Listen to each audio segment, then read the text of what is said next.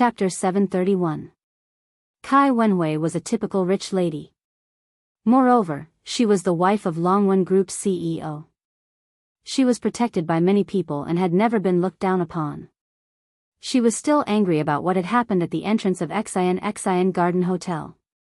Especially after knowing that Yun Jian would be attending tonight's gathering, she couldn't wait to teach Yun Jian a lesson. How could someone like Kai Wenhui, who had never been taken advantage of, take it?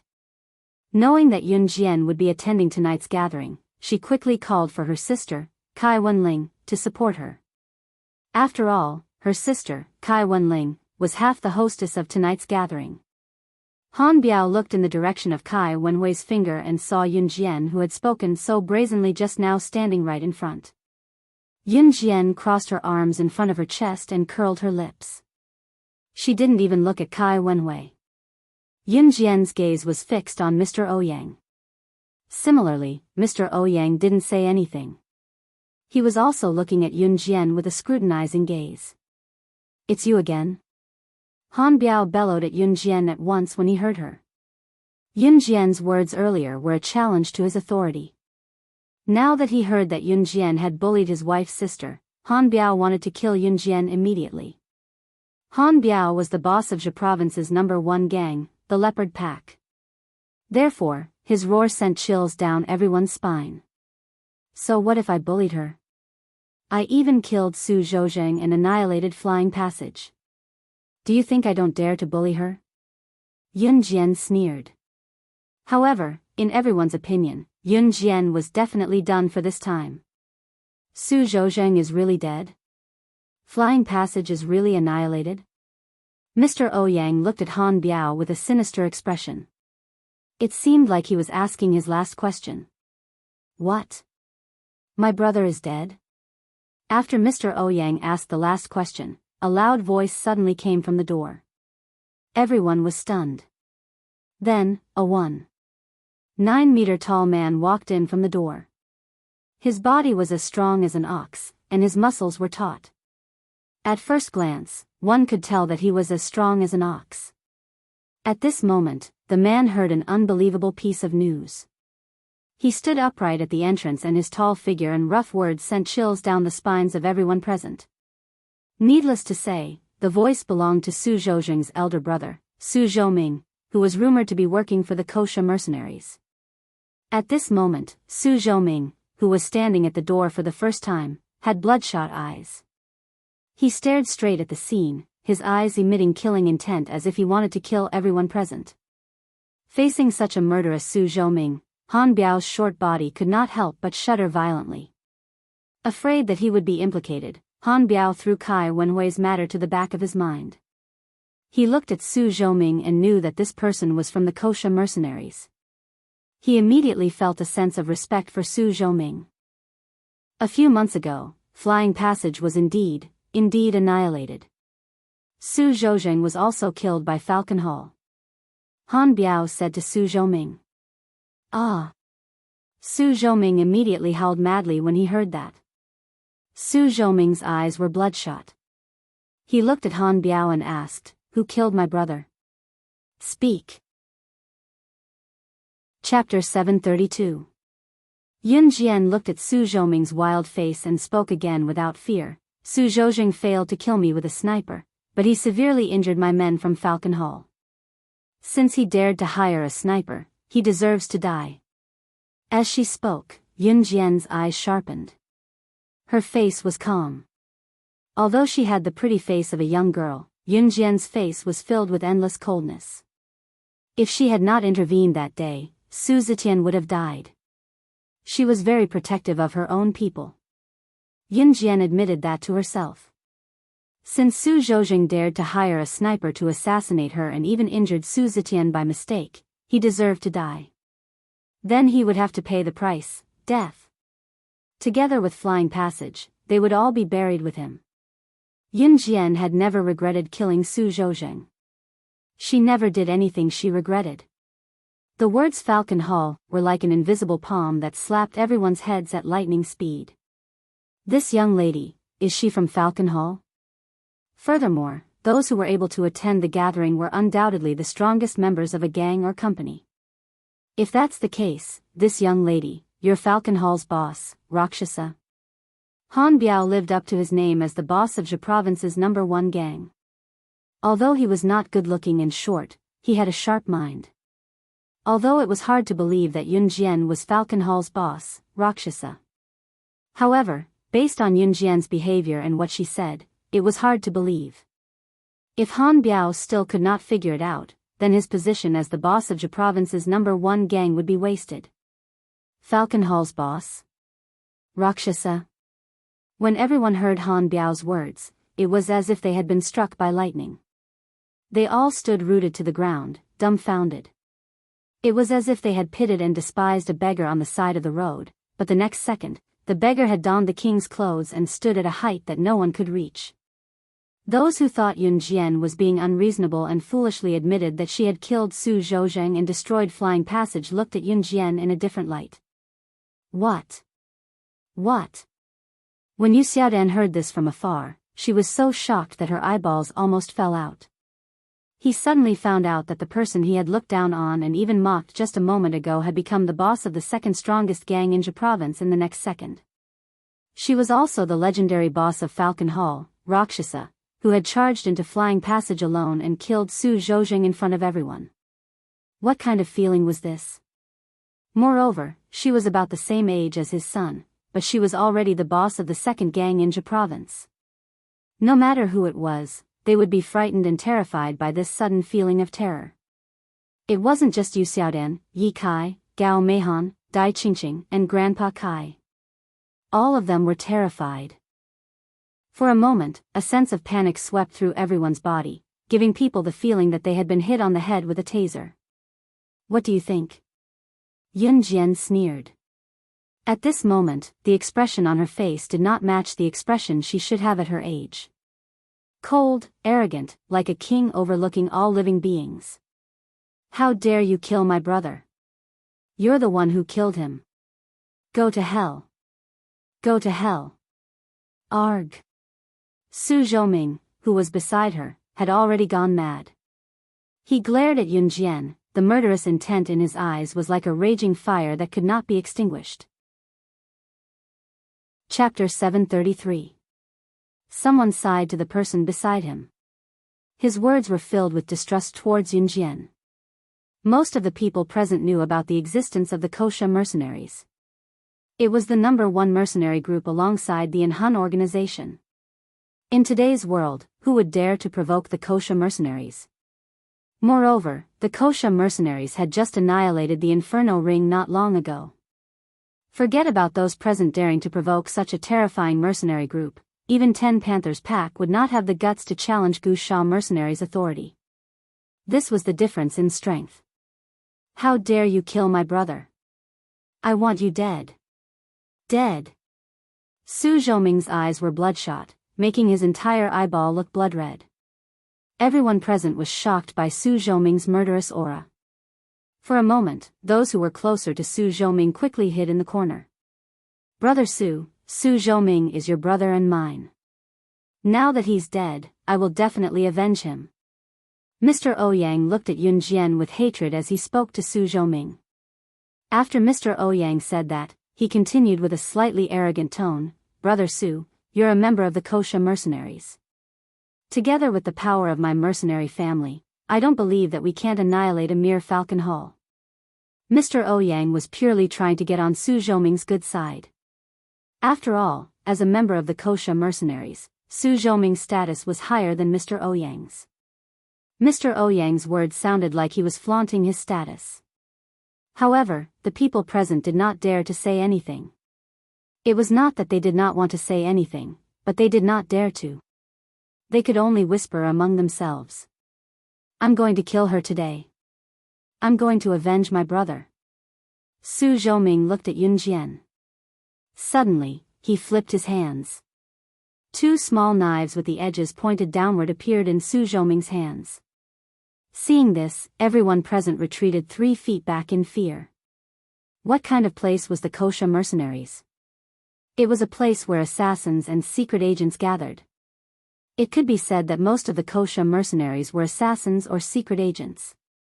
As for Su Zhouming, although he joined halfway, he had been in kosher mercenaries for a long time. How could he be weak? Seeing Su Zhoming like this, he was probably going to kill Yun Jian on the spot.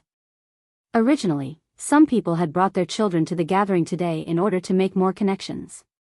But no one would have thought that today's gathering would see blood. Was Su Zhoming going to kill Yun Jian in front of everyone? The corners of Yun Jian's mouth twitched slightly. She didn't panic at all. Zhang Jifan and Duan Lei, who were standing behind Yun Jian, were a little flustered. However, the two of them looked ahead calmly, hiding their panic deep in their hearts. Sister Jian had her own confidence in doing so. Even at the last moment, they would choose to believe her unconditionally. Go to hell. I'll show you the capability of the kosher mercenaries today. We're not something a boss of a small gang in Zhe province like you can provoke. Die. Su Zhoming held the knives with both hands with the edges pointed downward. He threatened, looking at Yun Jian. Oh. Yun Jianqi merely smirked. She had heard a real joke. What did he mean by showing her the true capability of the kosher mercenaries? The kosher mercenaries won't accept trash like you, so you must die here today. Yun Jian sneered and changed her demeanor abruptly as she spoke in a cold tone. Chapter 734. Trash. Yun Jian actually called Su Zhoming, who was able to join the kosher mercenaries, trash. Everyone present was extremely shocked. In the distance, Yi Kai, Gao Meihan, and the others had been watching this scene with astonishment since the beginning. If Yun Jian were anyone else present, they would probably be trembling in fear and would even kneel in front of Su Zhoming. But who was Yun Jian? Su Zhoming would only have one outcome if he encountered her, and that was death. Su Zhoming held two blades in each hand, but he was not in a hurry to rush forward. After so many years in the kosher mercenaries, Su Zhoming was no longer a reckless person. Although the hatred for his brother's death was irreconcilable, Su Zhoming was also a sly old fox. Yun Jian, who could destroy his brother's flying passage, was definitely not an ordinary person. Su Zhoming could guarantee that if he were to fight with Yun Jian alone, it would be hard to tell if he would win or lose. Under such circumstances, all Su Zhoming could do was wait. This time, he did not return to Zhe province alone. He also invited a few big shots from the kosher mercenaries. Among them, one of them was a big shot in the top 100 of the kosher mercenaries. He guessed that those big shots had not arrived yet, but as long as he waited a little longer, when those big shots arrived, he would definitely let Yun Jian know how to write the word death. Since she had provoked him, a big shot from the kosher mercenaries, this little girl could only die. Not to mention that she had killed his brother. Seeing that Su Zhoming did not make a move, Yun Jian's eyes moved slightly. Brother Su, go. With my strength and yours, do you think we can't kill her? Today, I will let her blood splatter on the spot. I will avenge brother Su Zhozheng. Mr. Ouyang said fearlessly. But in reality, Mr. Ouyang was just a man who only knew how to talk and not act. Mr. Ouyang would never hate Yun Jian for Su Zhozheng's death. All his previous hatred was just an act. The purpose of Mr. Ouyang's actions was only to please Su Zhoming. After all, Su Zhoming was a member of kosher mercenaries. Brother Ouyang, there's no hurry. Su Zhoming's eyes were dark as he reached out to stop Mr. Ouyang. His eyes were looking at Yun Jian from the corner of his eyes. He was so close to cutting Yun Jian into 1,000 pieces. Is this the place? At this moment, a bold voice suddenly came from the door. Following that, a group of burly and stocky men walked in casually from outside the door. When Su Zhoming heard this, he was immediately overjoyed. His reinforcements had arrived. Then, Su Zhoming hurriedly turned around. Yun Jian watched Su Zhoming's series of actions. She simply crossed her arms in front of her chest and stood there quietly watching. The first person to enter was a burly man. The most striking feature of these people was that they all had a skull mark on their arms. This was the mark of the kosher mercenaries. When Su Zhoming saw this, he went up and said to the man standing at the front, Senior Xiong Wei. You're here. Yunjian's slightly squinted eyes suddenly relaxed. She was really familiar with these people who had just entered. Weren't these people the Kosha mercenaries that she met in the ancient tomb the last time she went to the tomb? The person leading them was Xiong Wei. At this moment, he glanced at Su Zhoming indifferently. Then, his gaze lightly swept across the crowd and suddenly swept across Yunjian's figure. In the next second, Xiong Wei was stunned and then strode towards Yunjian. In front of everyone present, Xiong Wei lowered his head towards Yunjian and said respectfully, "You. Why are you here?" One of Xiong Wei's subordinates was an old friend of Su Zhoming. Since they had nothing to do this time, they invited everyone to country Zizhe province for a visit. In the end, Xiong Wei did not expect to meet Yunjian here, who he had met in the tomb the last time. Chapter 735. Bear. Might was as excited as if he had met his idol. There was an unwritten rule in the Kosha mercenaries. There was a ranking list in the organization. Everyone would be on the list and be ranked. It was said that Bear Might was ranked 99. Being able to be in the top 100 of the Kosha mercenaries was already quite impressive. As for Su Zhoming, he was in the top 1,000 of the Kosha mercenaries. To Su Zhoming, it was already an honor to be able to meet Bear Might, who was ranked 99 in the Kosha mercenaries ranking list. Thus, it was not hard to imagine Bear Might's surprise when he saw Yunjian again. Yunjian's strength and ability were enough to make Bear Might and the others completely submit to her. However, she also had another identity. She was the boss of the Kosha mercenaries. The boss of the Kosha mercenaries. This was a person that Bear Might would never have thought of meeting in the past. However, during the trip to the ancient tomb, Bear Might had followed Yunjian around. However, in the end, Yunjian had robbed their off-road vehicle. Of course, to be robbed by the boss of the Kosha mercenaries was something that others could not get even if they wanted it. At this moment, Bear Might was meeting Yunjian again. It was like a great honor for him. The people present were all discerning people. Everyone was watching with their eyes wide open. Who was Su Zhoming? He was a member of the Kosha mercenaries. For Su Zhoming to lower himself to flatter Bear Might was enough to show that Bear Might's status was higher than Su Zhoming's. But what was the situation now?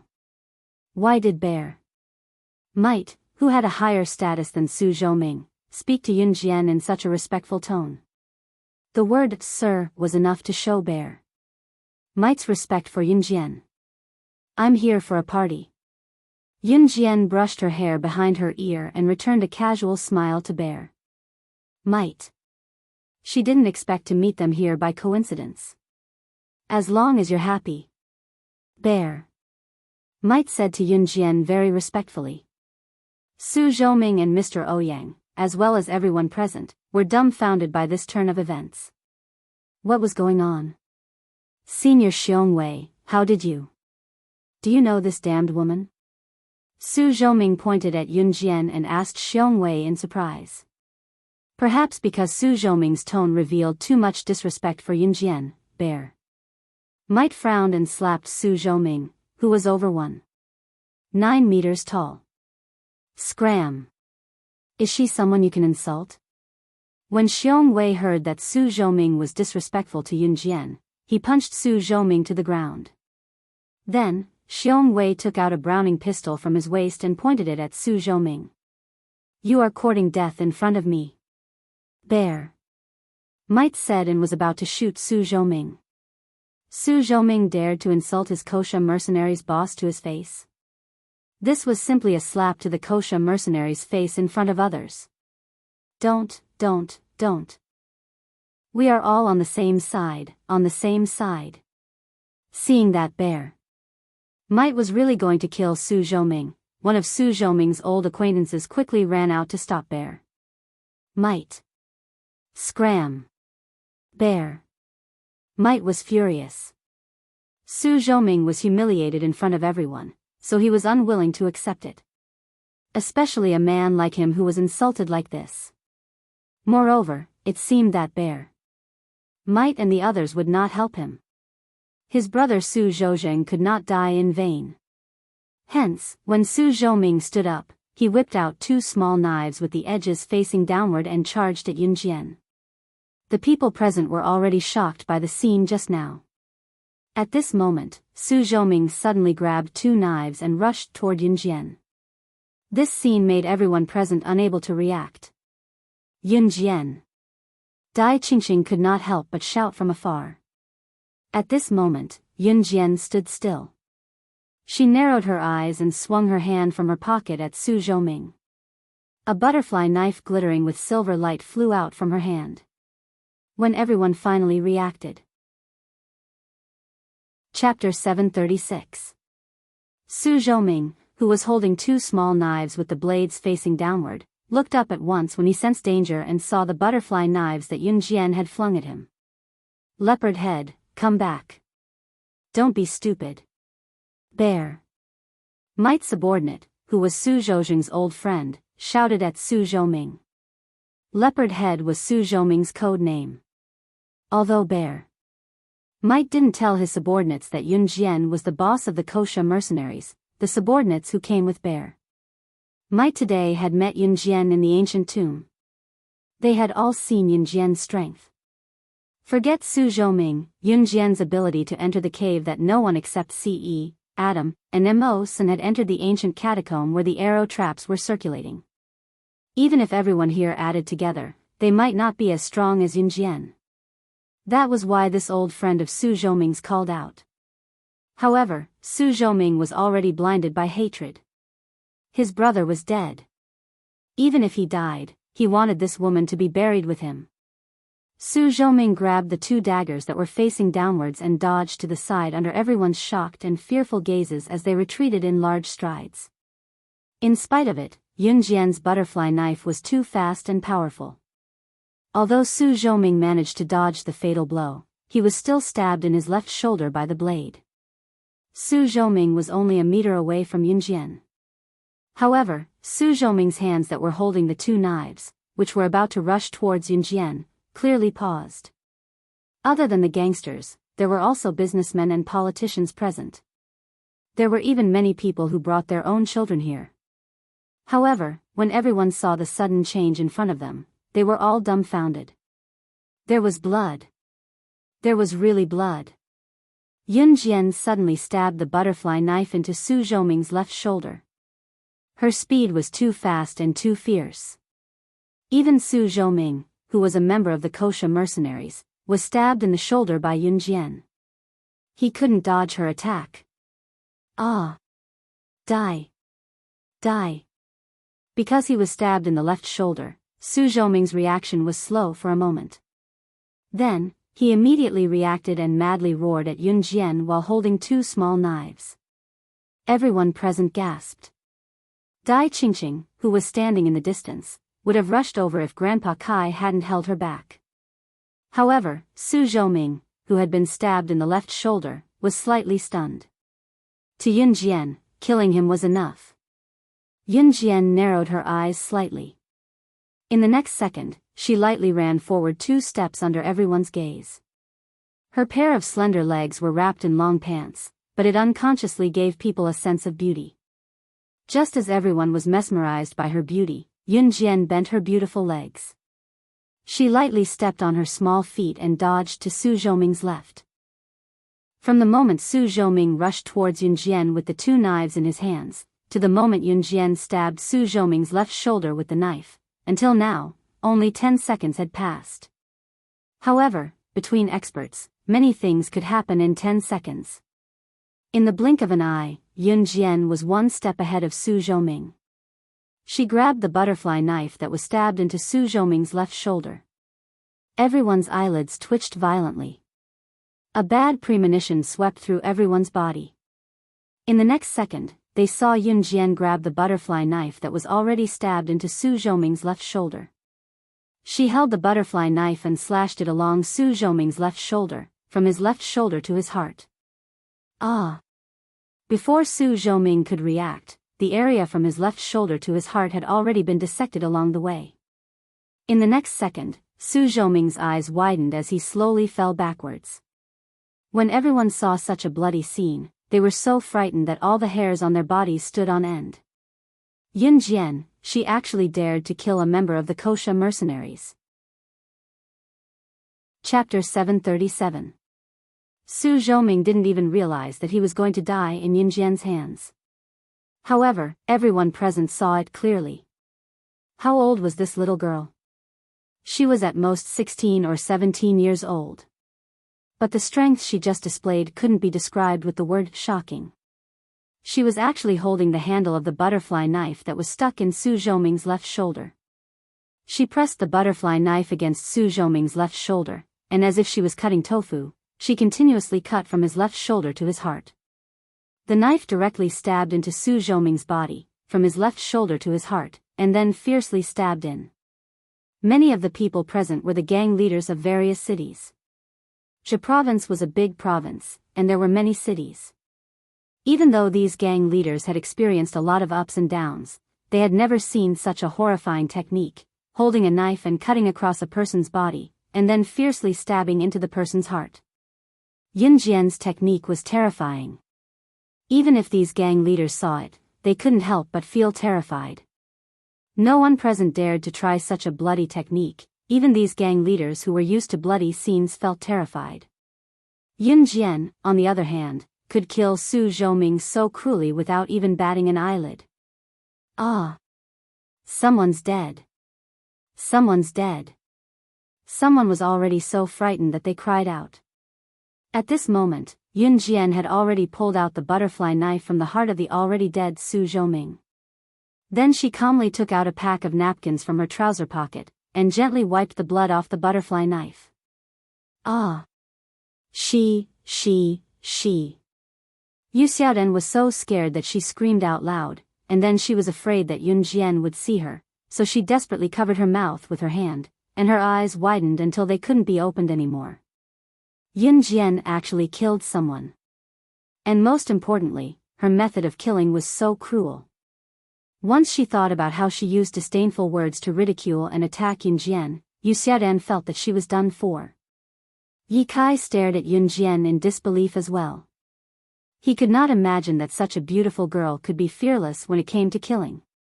This reminded Ye Kai and Gao Meihan of what Yun Jian had said at the skating rink. Not only can I do this, I can also kill you.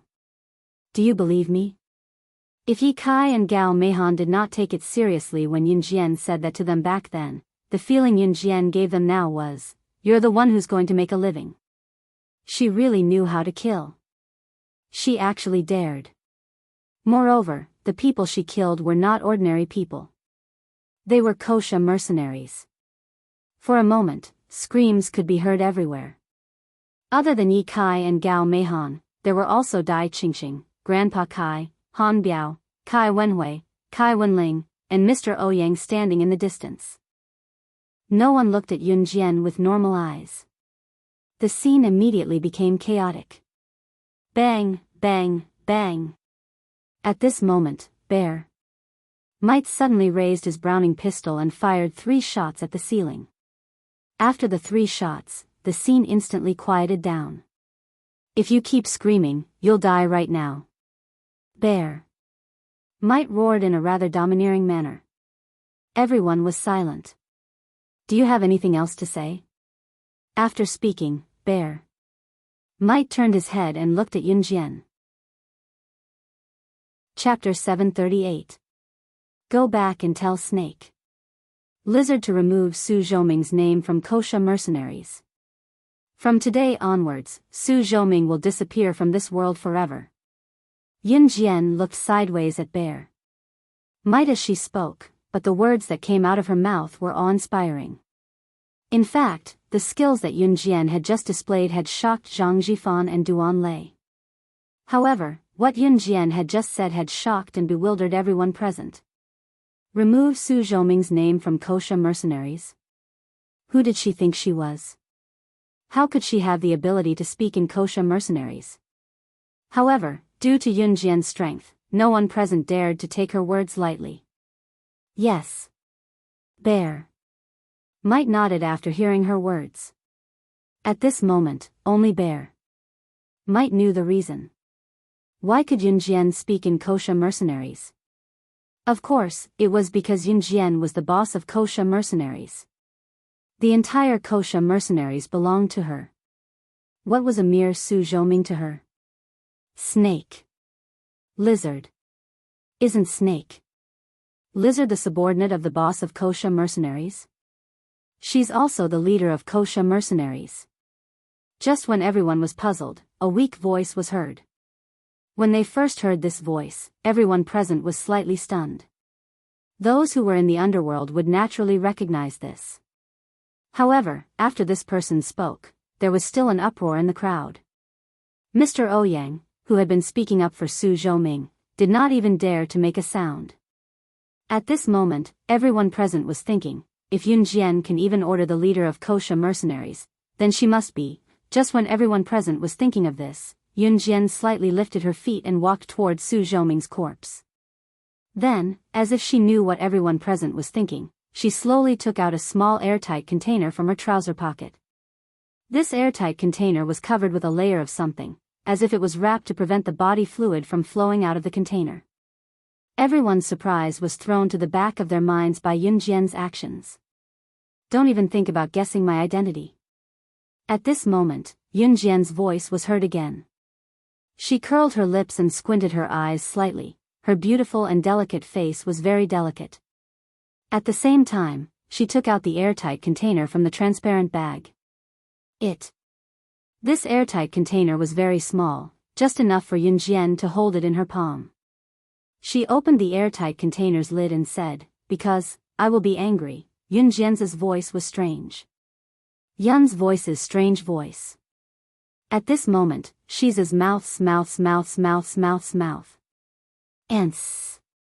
Just as the liquid in the sealed container spilled out and dripped onto Su Zhoming, Yun Jian's voice rang again. "Once I get angry, this is what happens to all of you." At the end, Yun Jian's words were slightly heavier. In front of everyone's eyes, Su Zhoming's body was covered by the container's liquid. In just a few seconds, Su Zhoming's body was instantly sucked dry and turned into a pool of blood. In the end, not even his bones could be seen. Silence. It was so quiet that even a pin drop could be heard. A living person turned into a pool of blood in front of everyone's eyes. That was not all, coupled with Yun Jian's strange words. Those with better endurance might still be able to watch, but for people like Yu Xiaodan, she was so scared that her whole body was trembling. She even had the urge to pee. Chapter 739. Yi Kai and Gao Meihan shuddered again. Especially Gao Meihan. She had initially thought that Yun Jian was going to snatch Yi Kai away from her, so she was already plotting how to deal with Yun Jian. But what about Yun Jian? She was a devil who killed without batting an eyelid. Yes, she was a devil. She turned a corpse into a puddle of blood with just a small bottle of potion. What if the potion accidentally came into contact with his skin? Everyone present could not believe what they had just witnessed. Yun Jian, who stood a distance away, smirked. She kept her lips curled up and the slight curve of her lips gave the people present quite a shock. Thud. Just as everyone was deep in thought, the sealed container in Yun Jian's hand fell to the ground. The sealed container was made of a special material, so it would not shatter when it fell to the ground. However, when the crowd recalled that the liquid inside would turn a person into a puddle of blood once it touched their skin, they could not help but shudder. No one had ever seen such a thing in the market. Some of them would never see it in their entire lives. This was because it was invented by Qin Yu. Elder Qin Yu invented corpse-dissolving water? One of Bear Mite's underlings who was standing next to him asked in horror when he saw Yun Jian turning Su Zhoming into a puddle of blood with the corpse-dissolving water. Qin Yu? Is she the legendary youngest elder of Gu Sha mercenaries, Lady Venom? Someone asked in bewilderment. Qin Yu was prominent in the Kosha mercenaries. Other than the boss, Yun Jian, she was the youngest elder of Kosha mercenaries. Snake, Lizard and Tiger. Leopard were elders as well, but they were much older than Qin Yu. Qin Yu's code name was Lady Venom. Her real name was Qin Yu. This was something everyone knew. I remember that Lady Venom is the personal subordinate of the Kosha mercenaries' boss. The poison she invented is the best in the world. Until now, no one can compare to her. Also, the things that Venom Lady developed are only used on the bosses of the Kosha mercenaries. The man hurriedly shared his knowledge with him. Kosha mercenaries' boss? Yunjian? A cloud of doubt flashed through the minds of everyone present. Elder Qin Yu has always been a friendly person. She's willing to provide us with any poison that she's developed. Bear Might knew that Yunjian did not want to reveal her identity, so he immediately defended Yunjian. The bottle of medicine in Yunjian's hand was indeed given to her by Qin Yu. She had even asked for a few bottles back then. Although Qin Yu claimed that Yunjian had taken away her precious poison, the truth was that she had given Yunjian 10 bottles in one go. 10 bottles of this corpse-dissolving water was a sky-high price in the underworld. This was because no one had ever developed a corpse-dissolving water that could turn a person into a puddle of blood without leaving any traces behind. Qin Yu, on the other hand, could. She had developed it. However, Qin Yu was never stingy when it came to giving things to Yunjian. The crowd let it go after hearing Bear Might's words. After all, if Yunjian was really the boss of the Kosha mercenaries, why would she be the boss of Zhe Province's second-ranked mafia group? Was this not more unbelievable than the sky raining blood? After dealing with Su Zhoming, Yunjian turned around and looked straight at Han Biao. Under everyone's shocked gaze, Yunjian walked step by step toward Han Biao. What are you doing? Before Han Biao could speak, Kai Wenhui, who was standing next to him, screamed in fear. Although Han Biao was panicking inwardly since he had dealt with Yunjian in such a manner earlier, he appeared unfazed. Chapter 740. Everyone thought that Yunjian was going to avenge herself. After all, Kai Wenhui had pointed at Yunjian and complained to Han Biao in front of everyone. As for Han Biao's roar at Yunjian, anyone who wasn't stupid would be able to tell from his tone of voice. If Yunjian really wanted to take revenge on Han Biao for insulting her just now, the people present wouldn't be so shocked. After all, Yunjian was just a young girl. At her age, she was already at a more vengeful age. It was normal for her to get angry when others said a few words about her. However, what Yunjian wanted wasn't revenge, but the Leopard's Gang. If Yunjian had asked Han Biao for the Leopard's Gang from the beginning, no one would have taken her seriously even if she was Falcon Hall's Rakshasa. After all, in the eyes of outsiders, although Falcon Hall was powerful, there was still a certain distance between them and the Leopard's Gang. If Falcon Hall was a rising star, then the Leopard's Gang was a well-established gang with a solid foundation. However, after the current situation, everyone present changed their view of Yunjian. She even knew Elder Snake Lizard and Elder Qin Yu from the Kosha mercenaries. Then, her future achievements were absolutely immeasurable. Han Biao didn't expect Yunjian to ask for the Leopard's Gang from him. He swallowed hard and then said to Yunjian, "What's the second choice?" Yunjian didn't intend to give him a chance to refuse. Yunjian's deep black eyes flashed. The corner of her lips curled up slightly, and arrogant words came out of her beautiful throat.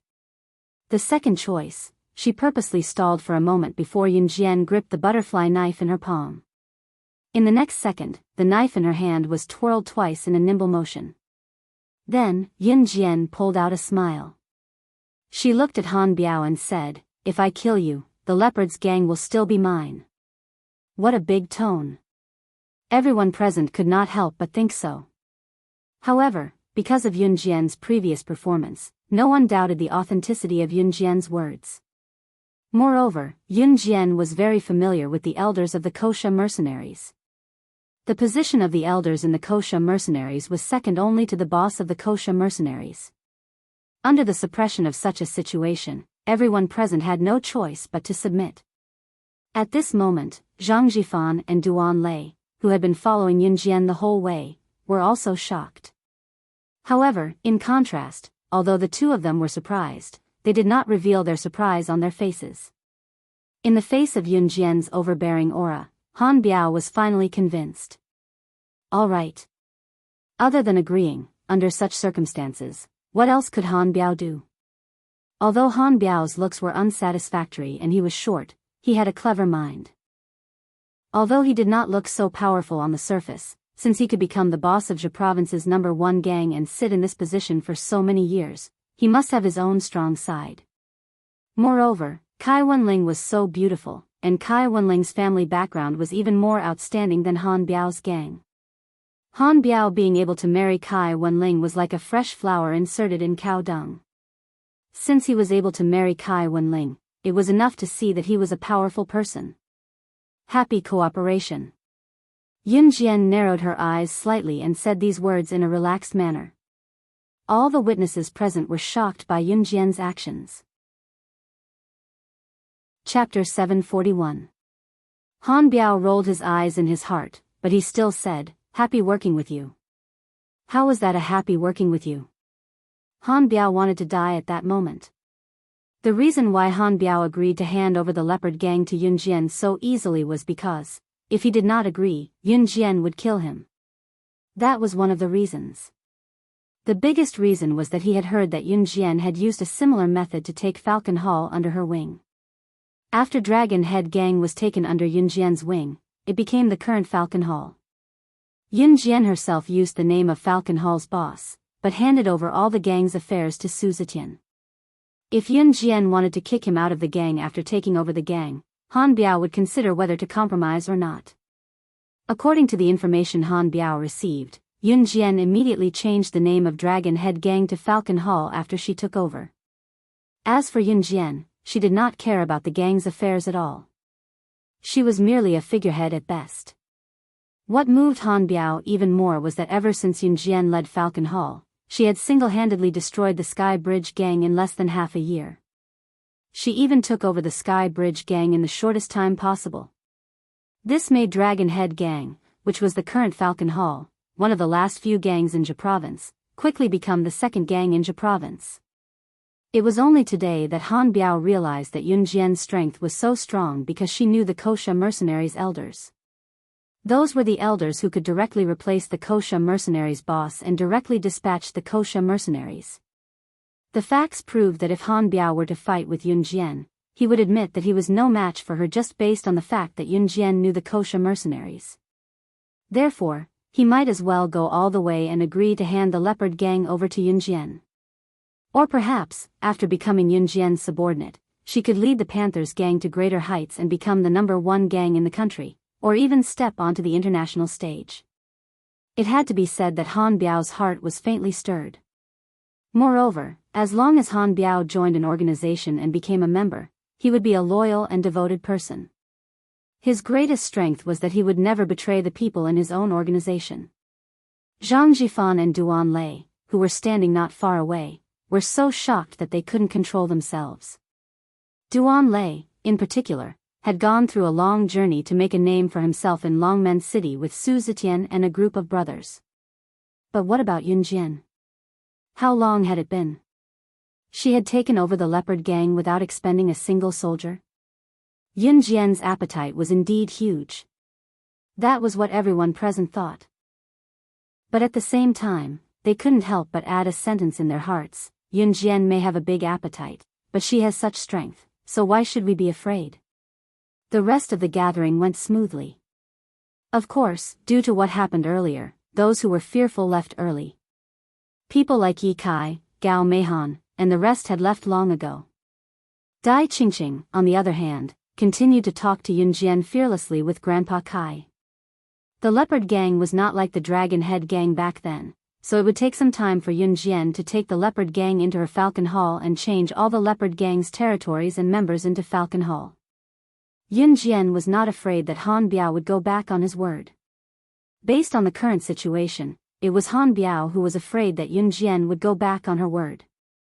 After all, Han Biao was the leader of the top gang in Zhe Province, but he could not leave.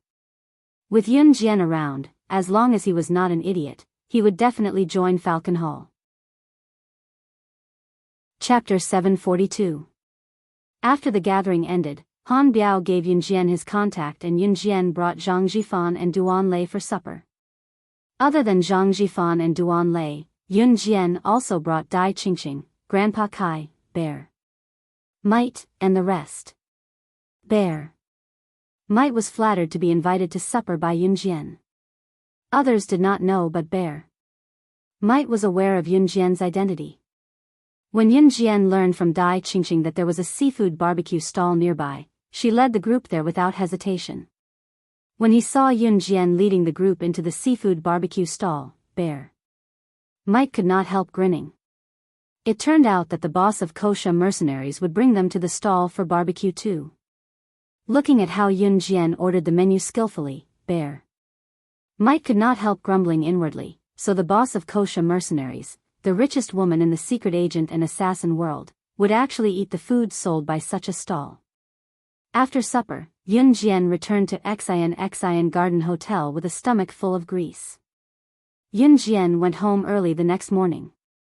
Bear Might and the rest left early in the morning, coming over to greet Yun Jian before they left. Dai Qingqing waved goodbye to Yun Jian with tears in her eyes. Yun Jian comforted her by saying that they would meet again next time.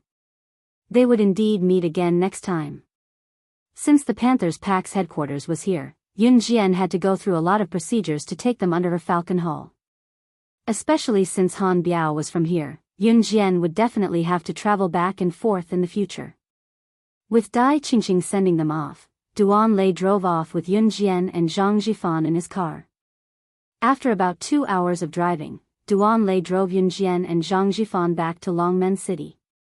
Once back in Longmen City, Duan Lei could not help hurrying to Falcon Hall's headquarters to report the good news. Falcon Hall would soon become the biggest gang in Jia province. It was all thanks to Yun Jian. New crews belonged to Yun Jian as well. Zhang Jifan's friendship with Duan Lei and the rest had deepened, so he was delighted to see Falcon Hall doing well.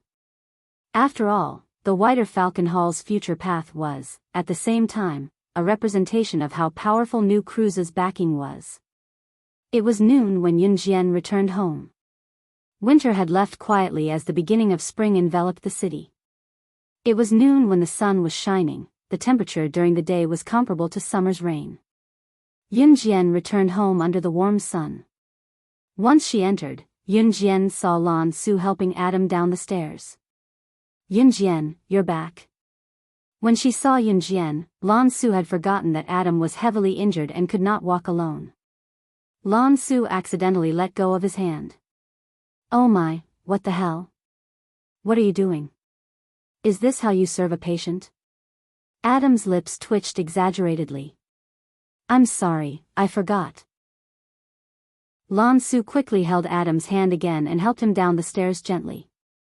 Yun Jian pressed her lips together and asked, "Where's my mom?" "Auntie, she went to try on the wedding gown with Auntie Dong Wan," Lan Su said, remembering Qin Yiru's request. "Where are they?" Yun Jian asked again. "United Luenmai Shopping Center."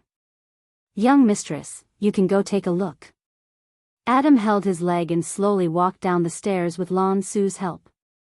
Once she heard that Qin Yiru had gone to try on the wedding gown, Yun Jian turned to leave the house and headed to the shopping center. Chapter 743. I'm sorry. I didn't do it on purpose.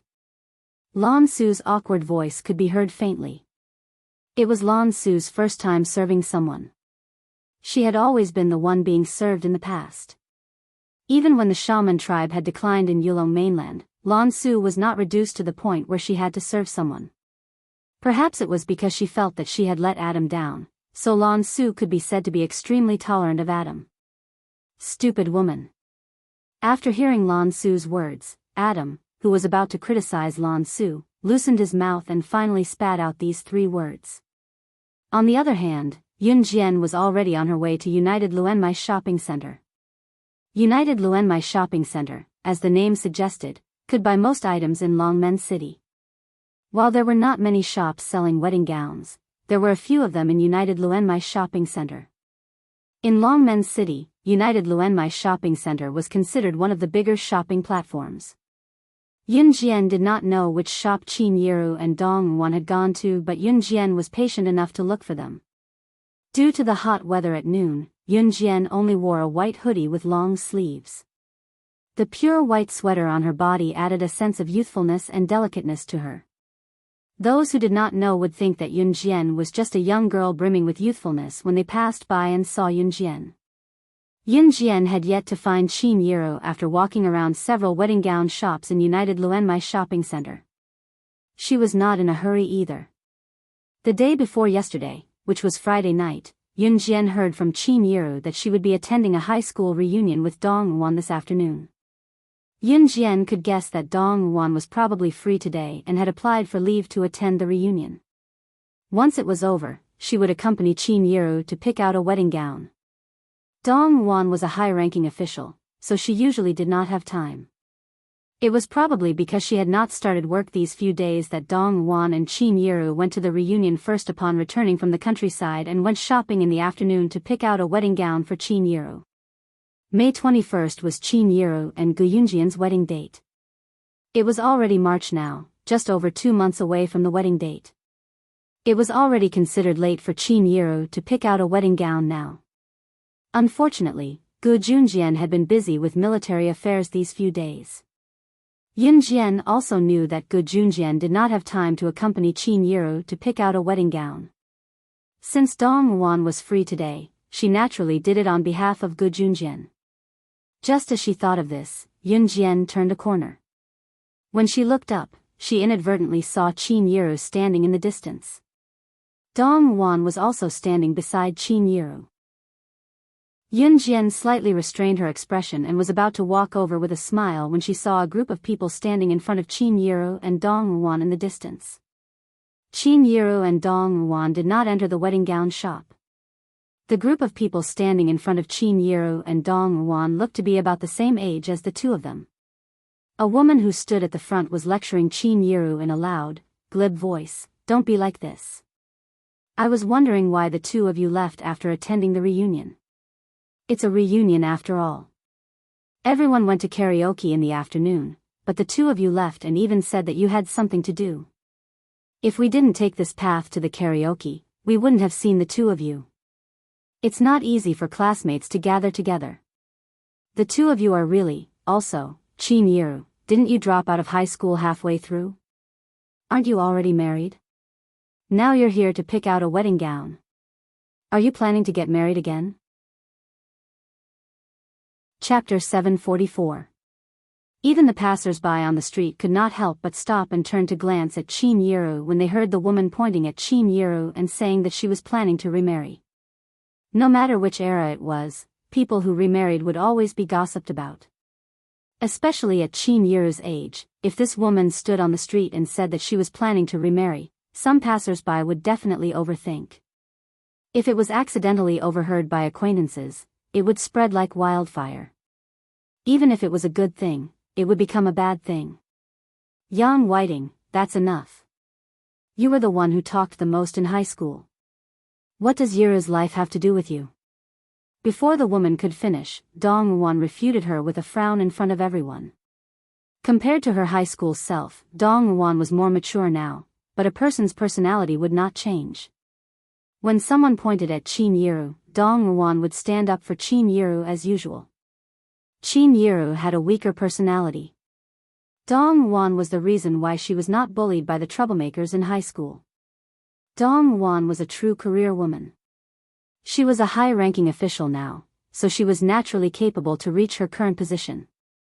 The woman named Yang Whiting had been at odds with Dong Wan since high school. Especially Qin Yiro back then. Although Qin Yiro had put on some weight now and looked older due to hard work, Qin Yiro was still a famous beauty when she was in high school. At least in that era, Qin Yiro could be considered a natural beauty. However, her mother arranged for her to marry Yun Gang after she dropped out of school. That was how her miserable first half of her life began. If it were not for Yun Jian and Yun Yi's encouragement, Qin Yiro might not have dared to divorce Yun Gang until now. "Fine, fine, fine. I'm not going to meddle in your business. It's a class reunion and everyone invited you to karaoke in the afternoon out of goodwill. You're the only one who didn't give us any face. You're still in the right?" Yang Whiting was still aggressive. With that said, Yang Whiting didn't wait for Dong Wan to refute. She turned around and asked the group of classmates, "Isn't that right, everyone? Am I right?" Yang Whiting's figure was now very well maintained, and her face was also smeared with all kinds of cosmetics. However, when her classmates gathered for lunch, Yang Whiting showed off her husband's identity. Yang Whiting's husband was the director of a plastic processing factory in Longmen City and was already worth millions. After hearing Yang Whiting's boastful bragging, the other students immediately started to flatter Yang Whiting when they heard her words. Everyone was thinking that it was better to please Yang Whiting than to please Qin Yiru, who was born in the countryside. "Yang Whiting, you're right." A fat middle-aged man with a big belly expressed his agreement with Yang Whiting's words. As the middle-aged man spoke, he turned around to scold Qin Yiru. "It's a class reunion today.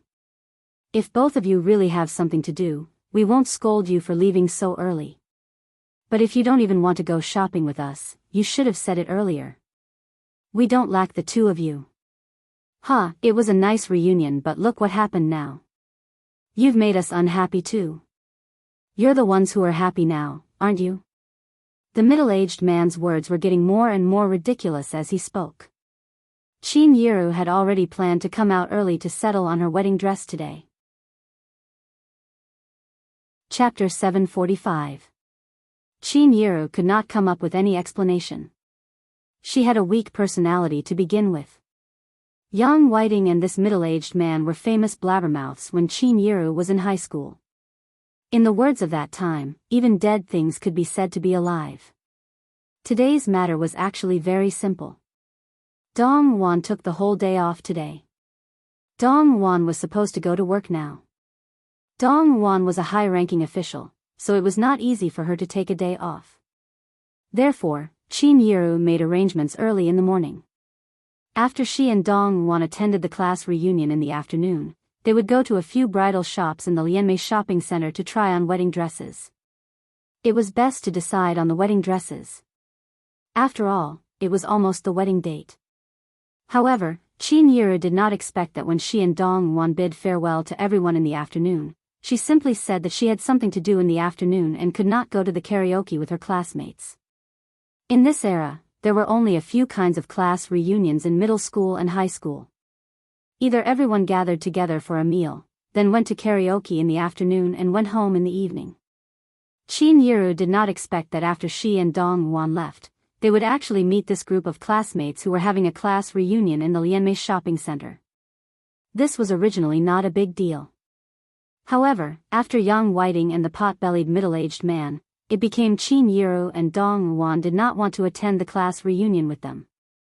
Then, the two of them found an excuse to go shopping by themselves. Qin Yiru did not expect such a small matter to be blown out of proportion. The middle-aged man with a big belly and fat all over his body was called Shinzhong. His name sounded simple and honest, but he wasn't like that at all. The reason why Shinzhong spoke up for Yang Whiting and Qin Yiru was because he heard that Yang Whiting's husband was the CEO of a plastic processing factory. His net worth was over 1,000,000 yuan. He was instantly tempted. Shinzhong had just lost his job not long ago. Therefore, he wanted to use this opportunity to flatter Yang Whiting and beg her to arrange for him to work in her husband's company. "Shinzhong, is there something wrong with you? Do you think we'll have to go with you if you say that?" Good. Since you've said so, I'll tell you that Yiru and I don't want to attend the class reunion with you. If you have any class gatherings in the future, don't look for us." Dong Wan was infuriated by the two unreasonable people, Yang Whiting and Shinzhong. She immediately raised her voice and spoke in an unpleasant tone. Dong Ruan's personality was not as weak as Qin Yiru's. Especially when the other party was being unreasonable, she immediately shouted. Look! You admitted it yourself." Yang Whiting shrugged her shoulders. In fact, Yang Whiting had stolen the limelight at the class reunion this afternoon.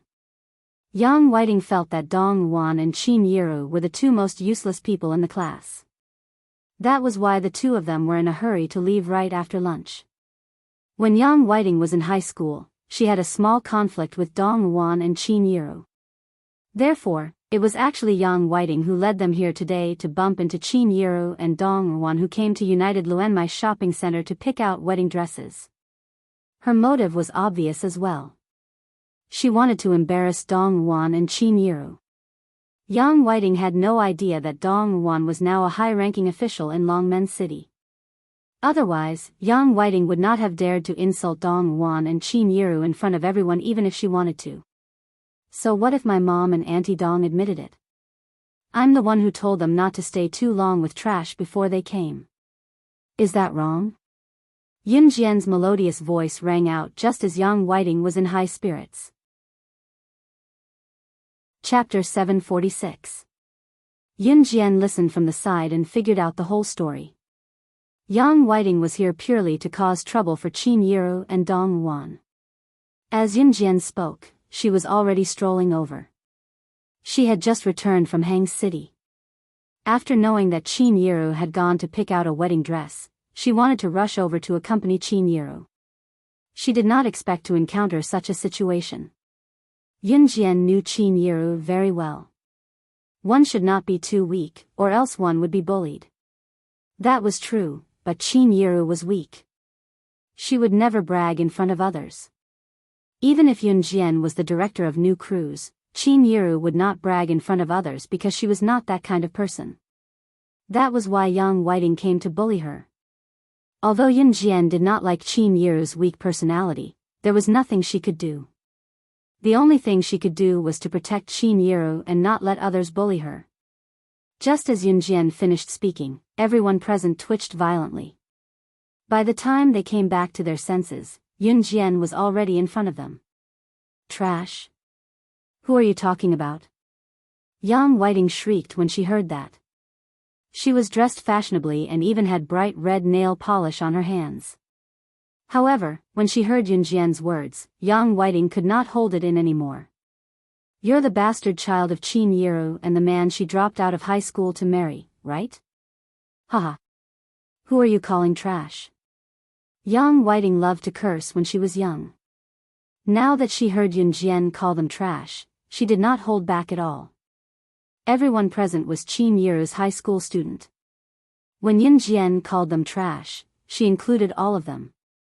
When Yang Whiting insulted Qin Yiru, everyone present looked at Qin Yiru with disdain. Yun Jian saw everything clearly. Qin Yiru had dropped out of high school to marry a man from the countryside.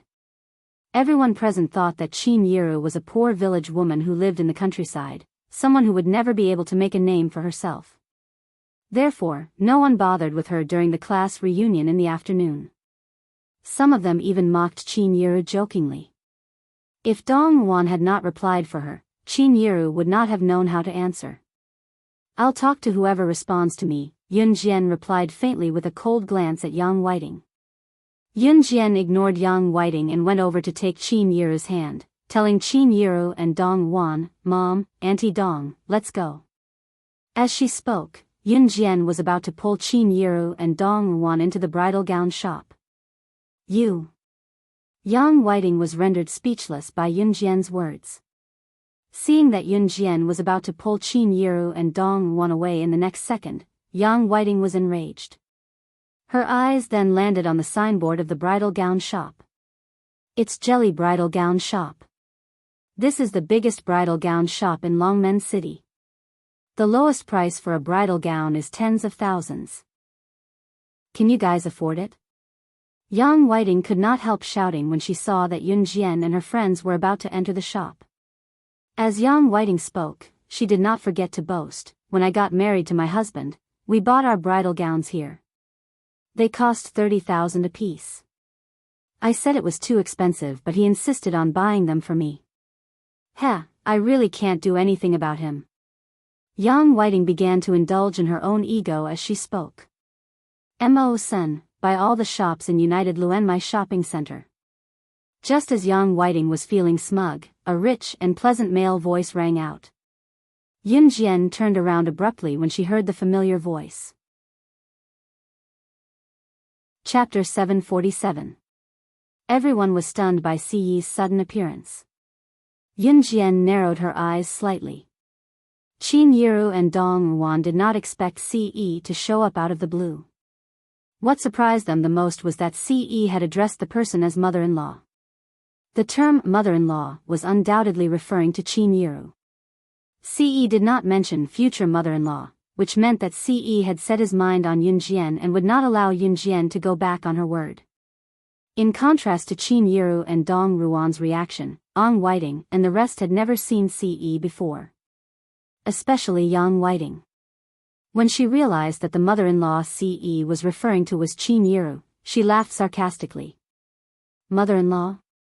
TSK, TSK. While Yang Whiting was chuckling, Immerse had already turned to leave. Yang Whiting was still looking at Qin Yiru with a mocking gaze. Qin Yiru, you're a mother-in-law so early? Your daughter is only in junior high, isn't she? As she spoke, Yang Whiting glanced at Yunjian in disdain. She then turned to look at Ce who had just appeared, only to see Ce's handsome face that would infuriate both humans and gods. Even the middle-aged Yang Whiting could not help gasping when she saw Ce, but she recovered quickly. Like mother, like daughter. You dropped out of high school and your daughter found a man so quickly. Is she planning to climb up the social ladder and become a phoenix? Yang Whiting taunted Qin Yiru again. Yang Whiting thought about it carefully. Her husband was the director of Longmen City's largest plastic processing factory and was worth millions. Yang Whiting had attended many gatherings with her husband. She had attended all the gatherings in Longmen City, big and small. However, she had never seen Ce before. With that, Yang Whiting automatically assumed that Ce was a conceited young man. Who was he kidding? It was like a joke. Luenmai shopping center was not a place where one could just buy whatever they wanted. In Longmen City in this era, anyone with a net worth of millions could be considered a millionaire. The total assets of all the stores in Luenmai shopping center should be at least tens of millions, if not 100 million. Even if Ce was a rich second-generation heir, how could he have so much money? Was this a joke? After all, money in this era was much more valuable than it was now. 1 yuan back then might be equivalent to 10 or 20 yuan now. Yang Whiting could not help scolding Ce who was walking toward Yunjian. She could not help scolding Ce. Yang Whiting could not help blowing her own trumpet. Forget it, forget it. It's useless to tell you all this. Those who aren't born into a rich family are destined to not have the dignity of a rich family. After Yang Whiting said those words, many people present were unhappy. Even the group of people who were with Yang Whiting just now were a little unhappy. It was because most of them were from ordinary families. While Yang Whiting was speaking, Ce had already walked to Yunjian. He extended his fair and slender hand to caress Yunjian's head softly in front of everyone. Qin Yiru was quite angry with Yang Whiting as well, but she was too weak and afraid of getting into trouble. When Ce stood up for her just now, Qin Yiru had a better impression of Ce. When Yang Whiting saw that no one was paying attention to her, she thought that she was right and continued her tirade.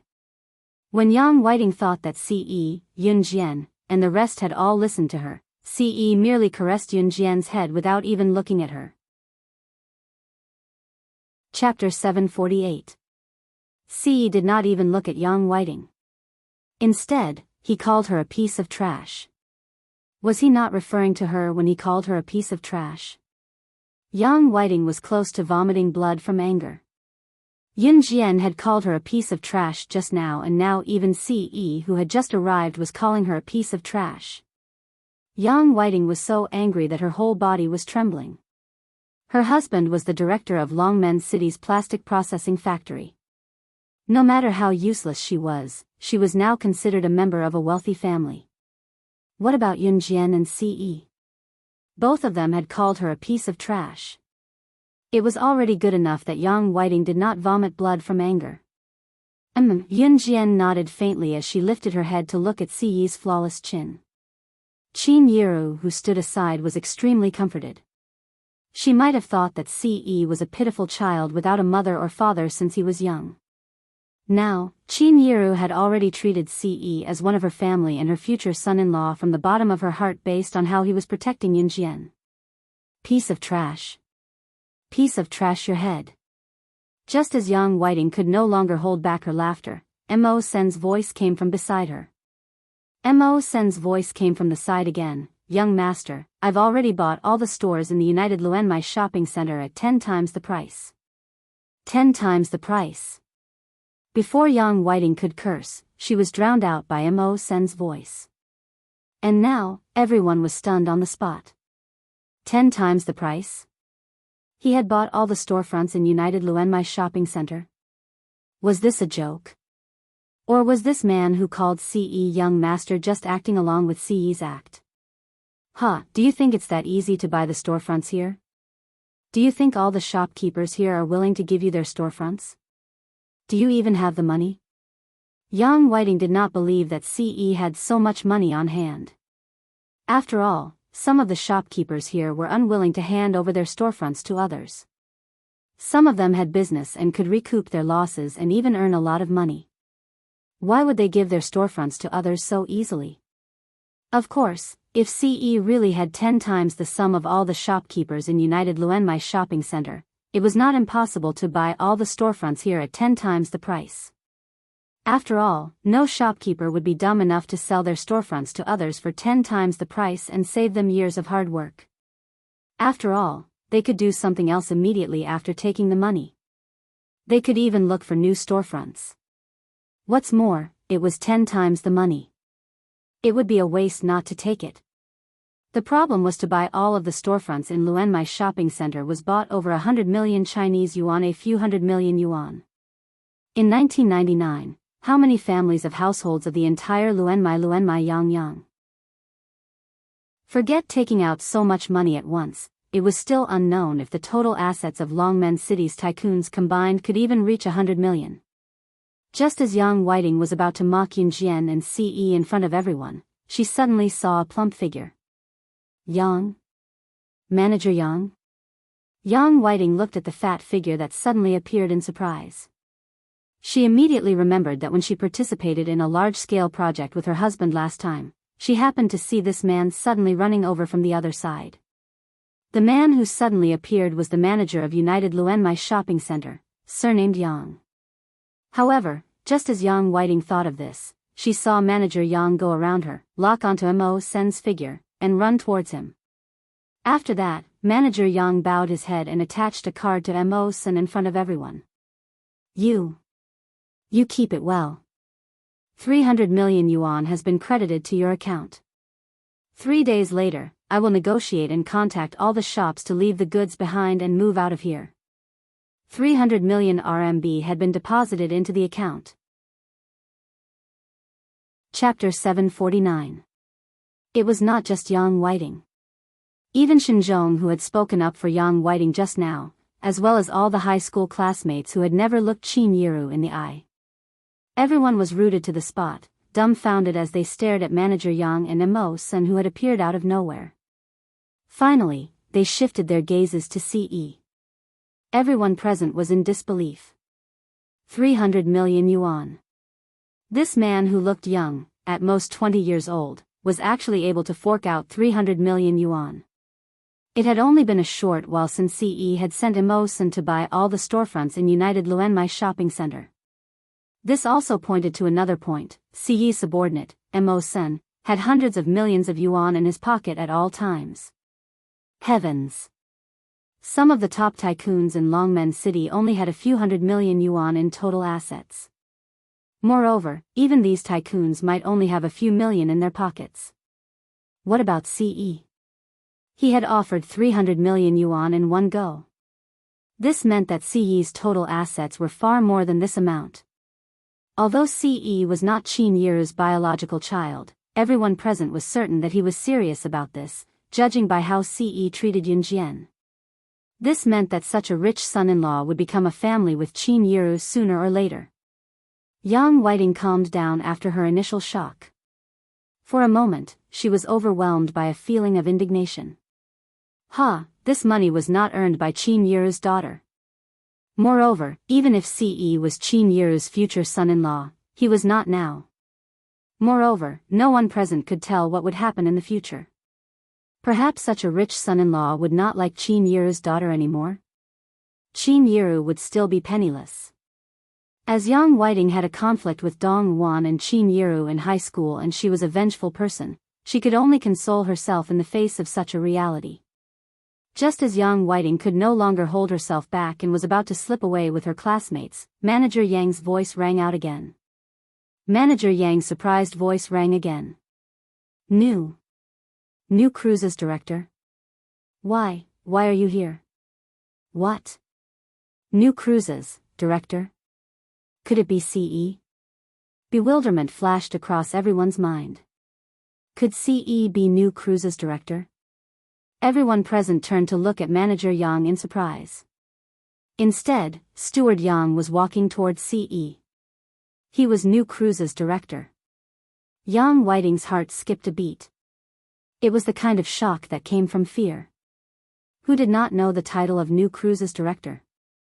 New Cruise had only been established for about half a year, but it was already a household name in Longmen City while the company's name was known all over the country. Back then, New Cruise had displayed 3 limited edition supercars at the auto show. It could be said that New Cruise was a legend. However, if CE was New Cruise's director, it was not impossible for him to fork out 300 million Chinese yuan to buy United Luenmai Shopping Center based on the company's marketing record. Just as everyone thought so, Manager Yang sprinted toward Yunjian. His plump frame shuddered left and right before he finally came to Yunjian. Manager Yang extended a trembling hand to Yunjian as if he had received the greatest honor, his voice trembling. You're New Cruises Director, aren't you? You might not remember me, but I saw you at the auto show last year. Your commentary on the supercars was even better than the average commentator. Chapter 750. Yunjian was New Cruises Director? Was this a joke? Everyone present was rooted to the spot like they had just encountered something strange. Everyone knew that news of New Cruise had spread throughout Longmen City. It was said that New Cruise had come up with a new plan and would expand to the entire country soon.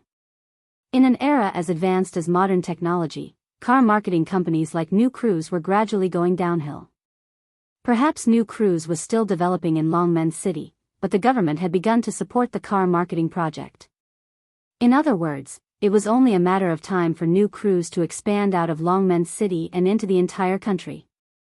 There was a main reason for New Cruise's rise to fame: the auto show they held before they started operations.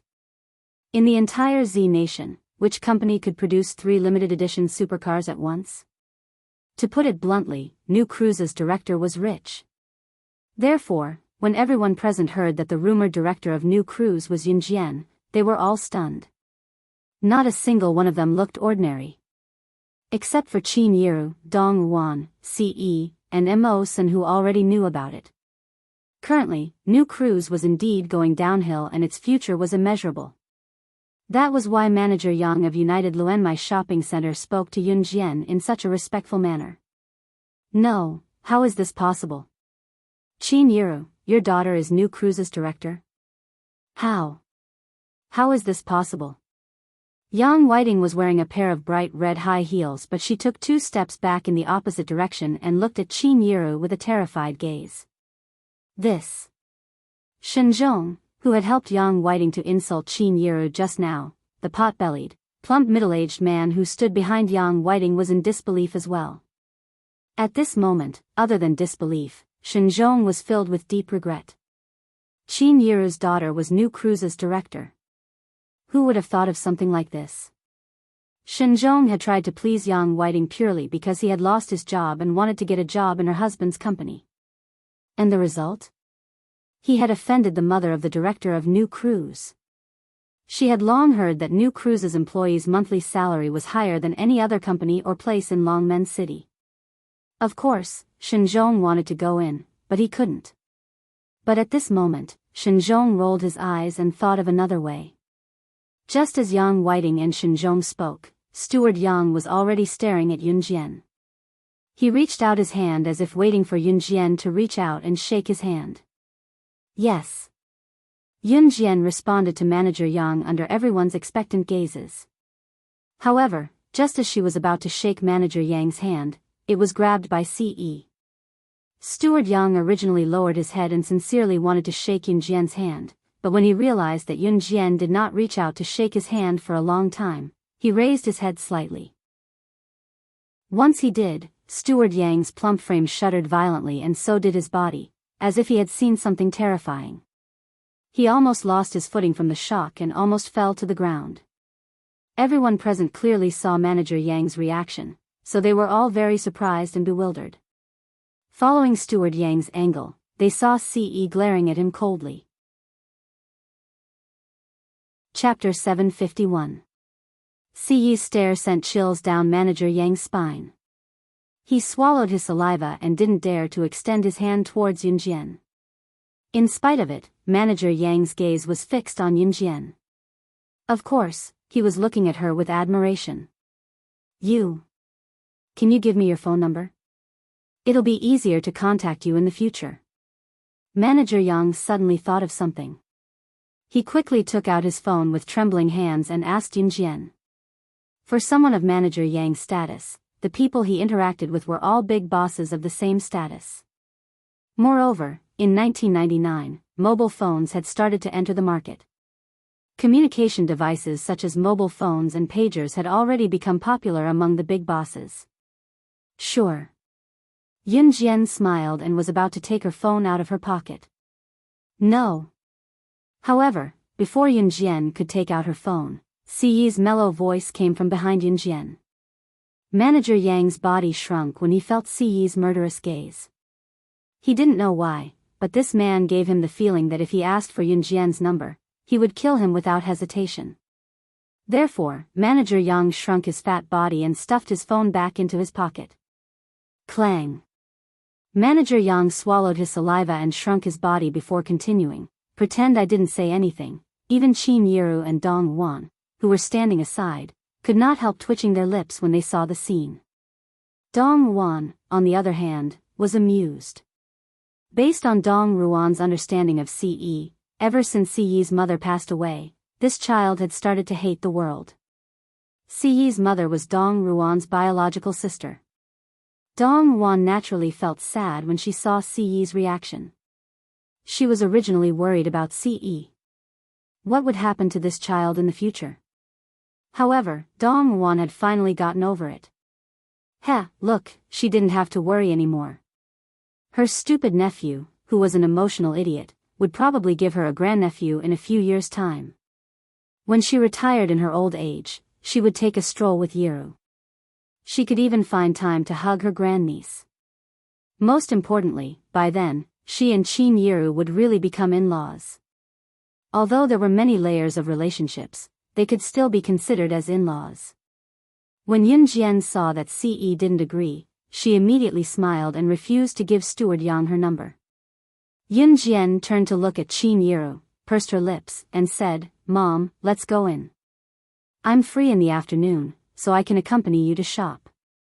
Yun Jian had to go to school for evening self-study, but she had nothing to do in the afternoon, so she could accompany Qin Yiru to choose a wedding dress. Although it was Qin Yiru's second marriage, Yun Jian had heard about it from her brother, Yun Yi. When Qin Yiru was with Yun Gang, they didn't have the money to get married. After Yun Yi was born, they couldn't even afford to buy Yun Yi's milk powder.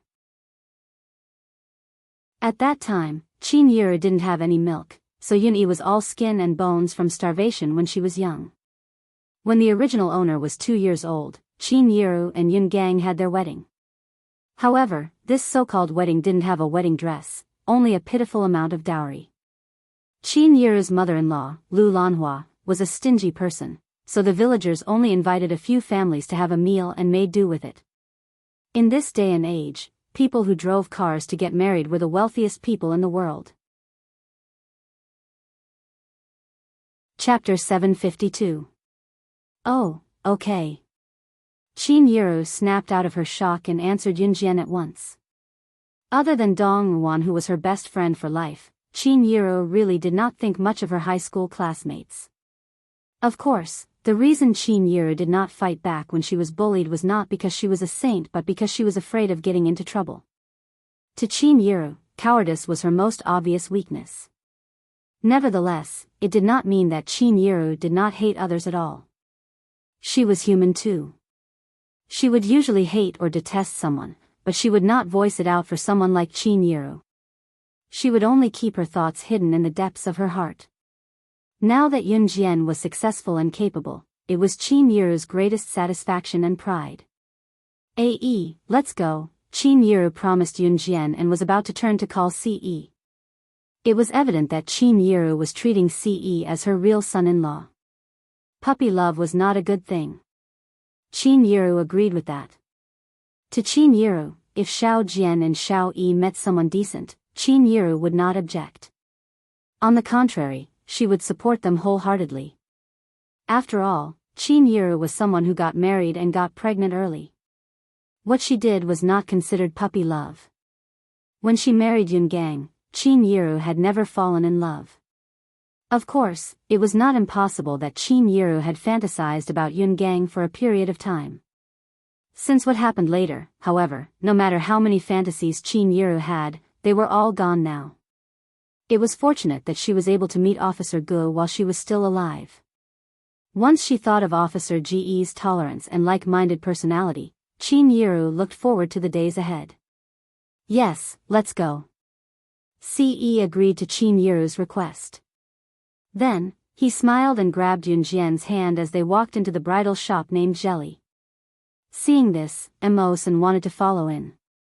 Just as Qin Yiru and Dong Wan were about to turn around and enter, a male voice rang out, "Wait." When they first heard this voice, Qin Yiru and Dong Wan stopped in their tracks. Yun Jian sensed that Qin Yiru was not following them, so she tugged on Ce's hand and turned around.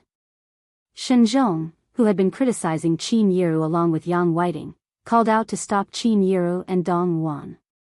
"Qin Yiru, Dong Wan, it was my fault just now. I've wronged you. I hope you can forgive me." Shenzhong suddenly apologized. Then, he brought up the topic that everyone wanted to forget. "I thought you didn't want to hang out with us, that's why you said that. Now I know that you're here to buy a wedding dress, right? I've wronged you. I hope you can forgive me." Shenzhong's eyes darted around as he spoke. There was a reason for Shenzhong to show his weakness. Shenzhong had been unemployed for a while now. Now that he had offended the mother of the director of New Cruise, he felt that he was showing his weakness to Qin Yiru and Dong Wan. Qin Yiru had a weak heart, and since they were classmates, it should not be difficult for Qin Yiru to ask her daughter to get him a job in New Cruise, right? Of course, Shenzhong's decision to suck up to Yun Jian meant that he had decided to fall out with Yang Whiting. As expected, even if Yang Whiting knew that Yun Jian was the director of New Cruise, she would not show her weakness. When Yang Whiting saw Shenzhong's sudden betrayal, she immediately shouted at him, "Shenzhong, what's the meaning of this? Didn't you agree?" Chapter 753. Agree to what? However, before everyone could hear the rest of Yang Whiting's words, Shenzhong had already threatened Yang Whiting, "You be *tch, don't speak in front of me. Do you believe that I won't expose your dirty secrets?" Yang Whiting and Shenzhong's words made everyone present bewildered. However, no one knew what was going on. Sure enough, when Yang Whiting heard that Shenzhong was going to expose her secret, her face instantly turned pale. When everyone present heard Yang Whiting and Shenzhong's conversation, they became even more suspicious. What other dirty secrets could there be? Could it be that Yang Whiting and Shenzhong had some other relationship? Yun Jian's eyebrows twitched as an undetectable glint flashed across her eyes. Ce, on the other hand, lifted the black watch on his wrist and glanced at it. His thick brows on his flawlessly handsome face frowned slightly. "It's 12:30 p.m. Time to go." Ce's inappropriate voice suddenly sounded. Yun Jian didn't want to talk to Yang Whiting and Shenzhong anymore, so she said to Qin Yiru, "Mom, don't worry about them. Let's go." "Okay." Qin Yiru remembered that she had to rush home to prepare dinner because Yun Jian had to go to school for self-study. Hence, she didn't want to waste any more time here. "Wait. Are you not going to forgive me?" Shenzhong panicked when he heard that Yun Jian and Ce were about to leave. However, Shinjong was a person who knew how to adjust to the situation. He didn't ask Yunjian, Ce, or Dong Wuan. Instead, he asked Qin Yiru directly. Shinjong had grasped Qin Yiru's personality. He knew that Qin Yiru had a soft personality. In high school, Qin Yiru had a soft personality. Furthermore, whenever someone asked her for something, she would give it to them. She was extremely kind. Qin Yiru panicked after being questioned by Shinjong. We have nothing to do with you. How can you forgive us? When Yunjian saw Shinjong's expression, she knew that Shinjong definitely had something to ask of her. Hence, Yunjian took over Qin Yiru's words and said to Shinjong. The meaning of Yunjian's words could not be more obvious. Even if Yunjian couldn't guess what Shinjong was thinking, she had a rough idea. Just by looking at Shinjong's appearance, Yunjian knew that he definitely had something to ask of her. Or rather, he needed to use new crews. If a person like Shinjong was recruited into new crews, or even put in an important position, new crews' future would not last long. Mom, let's go. Yunjian shook off Siyi's hand this time and walked over to pull Qin Yiru towards Jelly Bridal Boutique. Seeing Yunjian and the rest walk into Jelly Bridal Boutique, Shinjong's wishful thinking was ruined. He looked on hatefully as Yunjian's figure disappeared before him. However, there was nothing he could do about it. When Yang Whiting saw that Yunjian and the rest had walked into Jelly Bridal Boutique, she instantly lost the intention to continue fooling around. Hence, she told everyone present, I suddenly feel unwell. I'll take my leave first, wait. Shinjong knew that he could no longer get into new crews. Hence, he turned around to please Yang Whiting. Yang Whiting, about what you promised me before, Tui, no way. Yang Whiting was filled with anger when she recalled what Shinjong had done earlier. She then said through gritted teeth. Chapter 754. Yang Whiting's expression changed again when she heard Shinjong mention it again. However, she soon remembered that Shinjong was just saying it casually. He had threatened her with it a few times before, but he had never dared to reveal it. Although in front of a group of high school classmates, Yang Whiting was afraid that Shinjong would really say it out loud, but she still didn't change her arrogant face. Yang Whiting lifted her head to look at Shinjong, and even said in a provocative tone, Do you dare? If you do, I won't help you anymore. You motherf asterisk cur, do you think your husband's lousy company is of any use? Compared to new crews, your husband's plastic processing factory should shut down as soon as possible. Shinjong spat at Yang Whiting through clenched teeth when he heard her tone. The thought of Yang Whiting causing him to be unable to enter new crews made Shinjong even angrier. Shinjong thought that he was unable to enter new crews purely because he helped Yang Whiting to talk to Qin Yiru. It was all Yang Whiting's fault. As for Yang Whiting's husband's plastic processing factory, Shinjong did not want to enter new crews after he heard about it. Hee, look at this. What's the use of this woman carrying a bag and wearing branded clothes? She was still moaning excitedly under me yesterday. Shinjong was so angry that his eyelids were rolling. Hence, he decided to go all out and reveal the whole thing. You.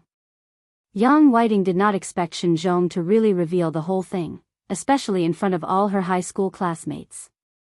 Yang Whiting's face was pale, but she reacted quickly. She shouted at Shinjong, You're spouting nonsense. Why would I be with a damn fatty like you? *CK, Yang Whiting, you have a mole on your left chest. You should know if I'm spouting nonsense or not. Shinjong cursed and turned to leave in a huff. In the end, Yang Whiting was the only one left to deal with the situation. Yang Whiting, I remember that you really do have a mole on your left chest. A high school classmate who used to be Yang Whiting's roommate said hesitantly. Everyone present understood what was going on when they heard that.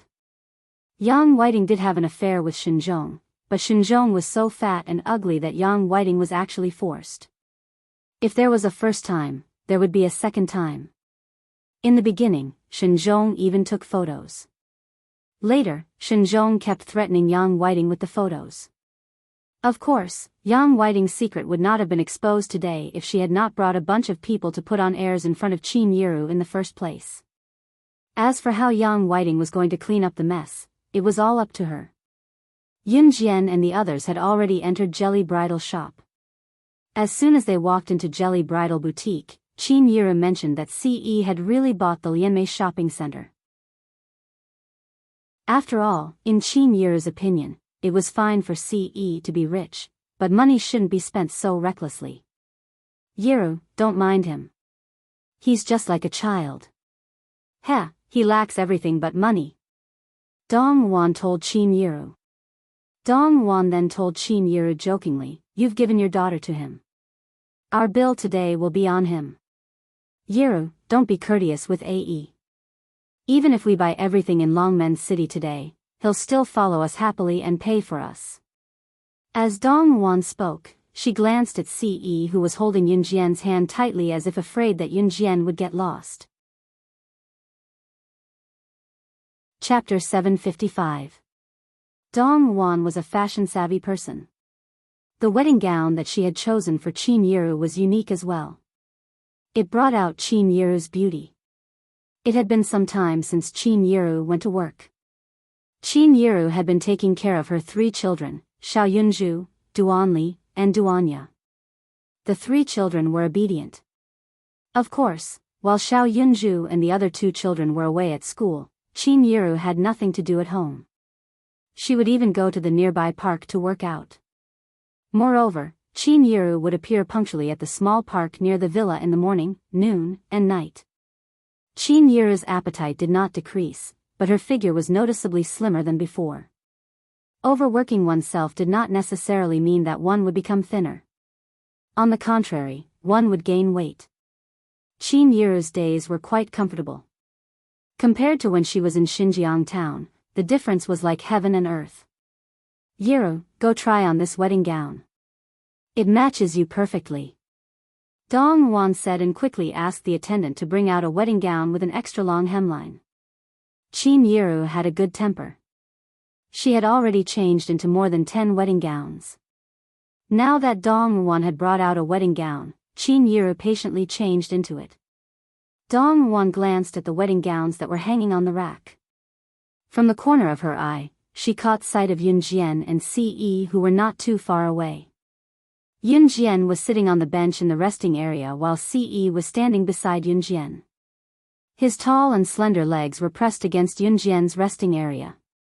His handsome face attracted the attention of many ladies who had entered the bridal shop to pick out their wedding gowns. Of course, CE's eyes were fixed on Yun Jian the entire time. Dong Wan walked along the rows of neatly hung wedding gowns and stood in front of Yun Jian. Then, she happily stood in front of Yun Jian and placed a wedding gown in front of Yun Jian. Xiao Jian, this wedding gown suits you. Do you want to try it on? Yun Jian was sitting in the lounge and reading a newspaper when she heard Dong Ruan's words. Yun Jian raised her eyebrows. She looked up at Dong Wan and pursed her lips slightly. Me? Yeah, it doesn't cost anything to try. Besides, it might be your and AE's turn in less than 2 to 3 years.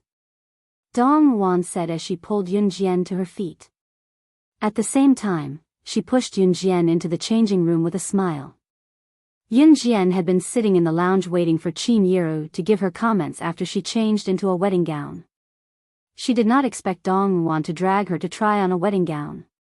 Yun Jian tugged at the corners of her lips, but she eventually took the wedding gown that Dong Wan had forcefully passed to her with a smile and entered the changing room. CE's dark eyes glinted before he turned his gaze to the changing room where Yun Jian was changing.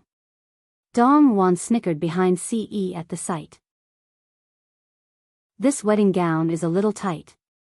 Qin Yiru had already come out of the changing room. She shrank back and looked around before asking, "Where's Xiao Jian?" I asked her to try on the wedding gown. Heh heh. Dong Wan giggled. Before Qin Yiru could react, the door to Yun Jian's changing room opened. Everyone's gaze turned to the door. Yun Jian was wearing a one-shoulder strapless wedding gown that did not reach the floor. The simple and crisp wedding gown was just like her, bright and dazzling. Yunjian's fair skin paired with the pure white wedding gown made her look like an angel who had returned from heaven. It was so tempting that one could not wait to rub her into their body. Is it strange? Yunjian asked when she saw that everyone was stunned. She looked down at the wedding gown she was wearing. Chapter 756. When Yunjian came out, Si did not react much, but it could be seen from his abrupt squint that he was taken aback. Yunjian had a great figure. She had the best curves in all the right places. There was not a single bit of flesh missing from her body and not a single bit of excess in the places where there should not be flesh. Her slender yet voluptuous legs were covered by the hem of the wedding gown, but the gown's design was a one-shoulder spaghetti strap and a tube top. Yunjian's ample bosom and her slim yet voluptuous arms were paired with her curvy waist and slightly perky bottom. Yunjian was mesmerizing no matter how one looked at her. Even Mo-sun, who had never been attracted to women, could not help taking a few more glances. It was only when he felt Si's murderous glare that he realized that he was openly checking out his young mistress in front of the young master. Mo-sun hurriedly averted his gaze. He even coughed to cover up his awkwardness at the moment. What's the rush, kid? Why are you buying a wedding gown so early? Dong Wan came over and glared at Ce with a grin before holding Yunjian's hand. I told you this wedding gown suits you. There was no need to mention how beautiful it was. Ha! Dong Wan said and patted the back of Yunjian's hand affectionately. Yunjian looked back with a smile. My Xiao Jian looks good in anything, unlike me. My figure is already out of shape. Qin Yiru came over with a grin as well. So you have to work out well. You must look beautiful on our wedding day. Dong Wan said with a grin. May I ask? It was then that a low male voice was heard. They turned their heads and saw a middle-aged man standing in front of them with a digital camera in his hand. The middle-aged man was slightly plump and wore a pair of round spectacles. He looked rather refined and cultured. When Qin Yiru saw the middle-aged man, she thought that he was here to ask for directions, so she replied. Excuse me, is this young lady your daughter? In terms of appearance, Yunjian and Qin Yiru were quite similar. Therefore, the middle-aged man hung the digital camera in front of his chest and asked Qin Yiru. Qin Yiru was a little suspicious, but she still nodded. It's like this. I'm a talent scout from Baiguang Model Agency. My name is Zhao Jingmin. I just happened to see your daughter's stunning beauty, so I want to hire her to our company. The man who claimed to be a talent scout, Zhao Jingmin, said as he took out a business card from his pocket.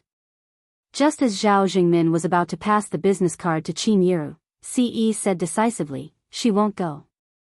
Ce was already taller than the average person. Zhao Jingmin was about 1.75 meters tall, which was not considered short among men. However, compared to Ce, who was 1.85 meters tall, he had to raise his head slightly to look at him. Ce was shielding Yunjian behind him with a slight frown. His unapproachable expression sent chills down one's spine. However, a talent scout like Zhao Jingmin was used to seeing all kinds of people in the secular world. Although he was slightly stunned, he did not know who this man was. However, Zhao Jingmin still passed the business card to Qin Yiru and said to Qin Yiru, our company is a legitimate company, and I'm responsible for attracting people with potential to our company. If you're interested. Zhao Jingmin was indeed shocked by Yunjian's shocked expression, but he completely ignored Ce's words. After all, Yunjian was definitely a student at her age. Since she was a student, her mother would definitely be in charge of her company. Chapter 757. Was this Zhao Jingmin courting death? Didn't he hear what I said? A murderous glint flashed across Ce's eyes. Whenever he thought of Yunjian's appearance being peeked at by outsiders, he would have the urge to kill the other party immediately. Zhao Jingmin was so scared that his whole body almost trembled when he heard Ce's voice. Ce's voice was dignified and respectful, especially when he revealed his murderous intent. There were not many people in the world who could look him in the eye. Although Zhao Jingmin was shocked, he quickly calmed down. As someone in Zhao Jingmin's line of work, he had seen a lot of ups and downs. Moreover, Zhao Jingmin had encountered someone who chased after him with a broom and beat him up before. Of course, Zhao Jingmin's job was to discover new stars and find new models for his company or actors in the entertainment industry. This was his job and his goal. In order to achieve his goal, Zhao Jingmin would do whatever it took. Zhao Jingmin discovered Yun Jian because he wanted to take a digital camera into the bridal shop to film some daily activities. However, he did not expect to capture such a scene. A girl opened the door to the dressing room. At that moment, it was as if she was illuminated by a beam of light. Zhao Jingmin felt like he had never seen such a beautiful scene in his life. Her graceful figure, coupled with the strapless and one-shoulder wedding gown, made her every move seem like a fairyland. It was even more beautiful than the scenery in fairyland. Zhao Jingmin was completely mesmerized. That was why he wanted to rope Yun Jian into his company. Can you seriously consider it? If you join our company, you will have a bright future. For example, if you intern at our company for a few years, we can arrange for you to debut. You can also enter the entertainment industry. Perhaps the entertainment industry is not popular yet, but nowadays, movies and TV series are gradually becoming popular. I believe that in a few years, movies and TV series will be popular all over the country. And I really don't want to miss out on a talent like your daughter, so, in 1999, acting in movies and TV series was not as popular as it was now. On the contrary, when the profession of acting in movies or TV series was first introduced, acting was still a very dishonorable profession. At that time, people still called actors and actresses. In ancient times, actors and actresses were never respected. Of course, in the later period, the social status of actors changed dramatically in people's daily lives. In 1999, every household had yet to be able to afford a television. However, a talent scout like Zhao Jingmin could only coax little girls. Of course, if it was a legitimate talent scout or a legitimate company, it would be fine. CE didn't even want to explain herself to Zhao Jingmin, who kept pestering her. Courting death? I'll fulfill your wish. Mo's son, Ce pursed his lips and looked at Yun Jian, but his words were directed at Mo's Senator Mosen received the order and was about to make a move. No. Let's talk it out, don't fight here. Qin Yiru knew Ce's temper, but fighting here would affect the others. Qin Yiru was kind-hearted, so she stopped her. As soon as Qin Yiru stopped her, Mosen immediately stopped. This was the future mother-in-law of the young master. How could he dare to offend her? However, Qin Yiru had already turned to look at Zhao Jingmin and said apologetically, I just want my child to live a peaceful life, so I'm sorry. At the same time, thank you for your praise of my child. Qin Yiru didn't want Yun Jian to be a model or enter the entertainment industry. Chapter 758. Yun Jian kept quiet because she knew that Qin Yiru and Ce would reject the offer on her behalf. Yun Jian had no intention of entering the entertainment industry either. Slaying God, the top secret agent in the international secret agent ranking, was going to compete with the big shots in showbiz? If word got out and Yun Jian's old friends heard about it, wouldn't they be laughing their heads off? Zhao Jingmin panicked when he heard that. In spite of it, he did not want to let go of such a good seedling like Yun Jian, so he came up with a new way to persuade the girl. We're no longer in a feudal society. Children should have their own opinions. What if your child wants to do it if you reject it like this? Aren't you going to ask for her opinion?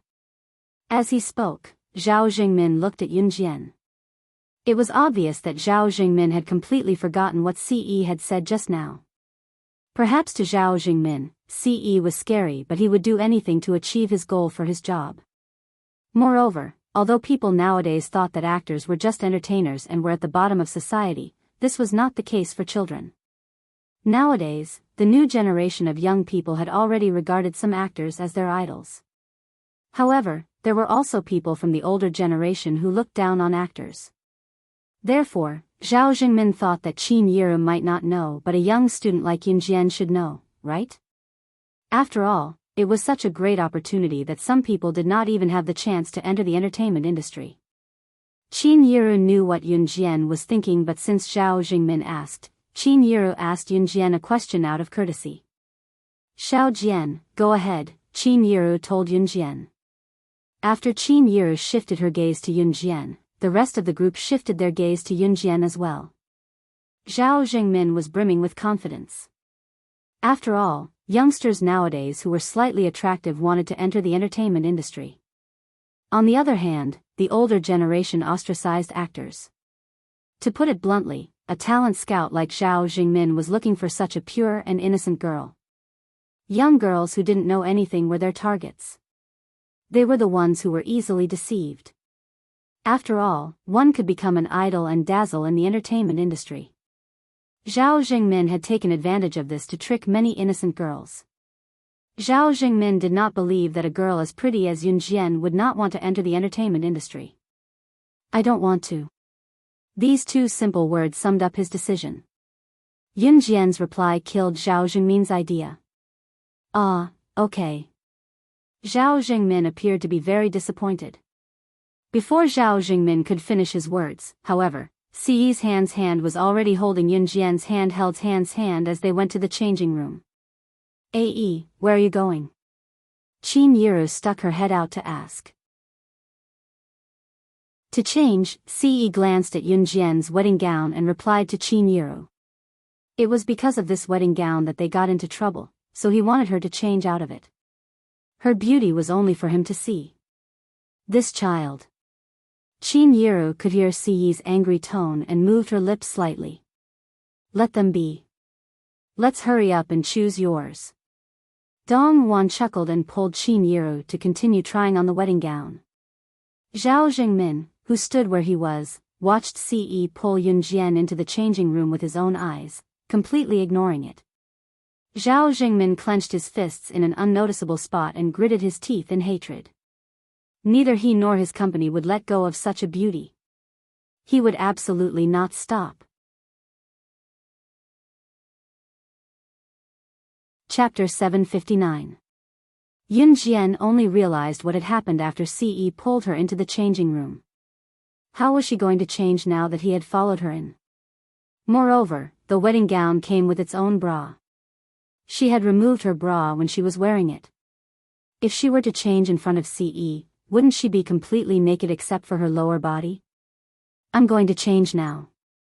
Get out, Yunjian said as she pushed Siyi. Siyi admitted that he was indeed interested in Yunjian, but he wasn't that horny. Moreover, his woman would be his forever.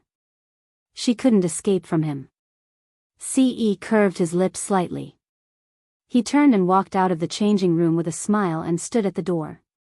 Siyi only held Yunjian's hand again after she had changed and walked out of the changing room.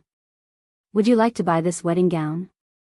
The attendant at the side took out the wedding gown that Yunjian had just worn and arranged it neatly before she turned to ask Siyi and Yunjian. Yes. Siyi's thin lips moved. His eyes were fixed on Yunjian the entire time, but his words were directed at the attendant. The attendant immediately went to pack the wedding gown after hearing his words. I don't need it now, Yunjian couldn't help but say. She was 16 years old and was only in her 3rd year of middle school. If she had gotten married earlier, it would have been fine. However, based on the current situation, she really didn't need this wedding gown. After all, even if they were going to get married, it was still too early to talk about it. Moreover, she had accompanied Qin Yiru to buy a wedding gown today. In the end, she had gotten involved and picked one before Qin Yiru. You need it. After you buy it, you can only wear it for me to see. Siyi looked at Yunjian. His sharp eyebrows and starry eyes seemed to be able to speak. Yunjian pursed her lips when she heard this. A slight blush appeared on her cheeks, but on the surface, her expression did not change at all. She was very calm and composed. Siyi's words made some of the women in the store blush, even though she wasn't talking to any of them. What about this? How about this one? It's not tight, and I think it fits me well. At this moment, the door of another dressing room opened and Chin-Yiru walked out in a floor-length wedding dress. Chin-Yiru had put on weight before, but now her figure had improved a lot. When Chin-Yiru put on the wedding dress and walked out of the dressing room, everyone's eyes lit up. The wedding gown accentuated Chin-Yiru's elegance. The floor-length hemline was very long, and the wedding dress looked as if it was decorated with diamonds. It shone brightly from afar. Chin-Yiru's skin was very good, and Yunjian most likely looked like her, except that Chin-Yiru looked slightly fatter than Yunjian. However, if Chin-Yiru slimmed down, she wouldn't look old even if she was middle-aged. Therefore, this sparkling wedding dress looked very elegant on Chin-Yiru. Everyone present could not help but take a few more glances. Wow, this one looks good. Yiru, we'll take this one. Dong Wan saw this and immediately ran to Chin-Yiru's side to look at Chin-Yiru a few times. Slim down a little more. Those who didn't know when you got married might think that you're a young lady in your early 20s. We'll take this one. Dong Wan said. When Chin-Yiru heard this, she smiled and looked at Yunjian and Ce. Mom, it looks good. We'll take this one, Yunjian said. Very good. Even Ce gave the highest praise. Chapter 760. Mo-sen, pay the bill. Upon hearing Dong Wan say that Chin-Yiru would marry Yunjian as soon as she was happy, Ce's thin lips moved as he hurriedly spoke. The corners of Mo-sen's mouth twitched. Young master, you weren't such a proactive person in the past. However, Mo-sen still didn't say anything as he walked over to pay for the 2 sets of wedding gowns. In addition to a pure white wedding gown, a wedding gown would also be required. Of course, some families that weren't rich enough wouldn't even buy a wedding gown. They would only have a traditional red wedding gown. Although Mo-sen had already bought all the stores in the United Luenmai shopping center, including the goods in the stores, he still needed Manager Yang to negotiate with the merchants of the entire United Luenmai shopping center. After signing a contract, he would finally transfer it out. There were still many steps in the process. Of course, Ce didn't lack the money. He couldn't wait, so he naturally paid the bill first. Moreover, if there was one less item here, it meant that Manager Yang would refund him more money. The two had nothing to do with each other. By the time Chin-Yiru changed out of the wedding gown and had it packed by the waiter, it was already 3 in the afternoon. Time passed very quickly. In addition, Chin-Yiru had tried on many wedding gowns in the beginning, so it took time to change into a wedding gown. Naturally, time passed very quickly. Yunjian and the others also realized that Zhao Jingmin, who claimed to be a talent scout, had already left. Chin-Yiru and Dong Wan naturally thought that Zhao Jingmin had given up on exploring Yunjian. Thus, the two of them carried the wedding gowns they had bought and walked home excitedly. Chin-Yiru and Dong Wan walked in front, holding hands as they talked, while Ce and Yunjian followed behind. Mo-sen followed at the back alone. After passing through the bustling and crowded downtown, it was already around 3:30 p.m. when they reached home. Chin-Yiru went to prepare dinner as soon as she reached home. Xiao Yunju, Duanli, and Duanya were still having fun upstairs. When Yunjian and the others reached home, Lan Su had just helped Adam walk home from outside the house. Slow down, slow down, slow down. My legs. Adam complained as he was supported by Lan Su as they walked back into the house. Mo-sen, who was standing in the distance, saw this and ran out to help Adam without saying anything.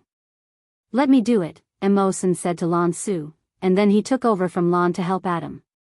Yes. Lan Su nodded. If one looked closely, one would see that her forehead was covered in a dense line of sweat.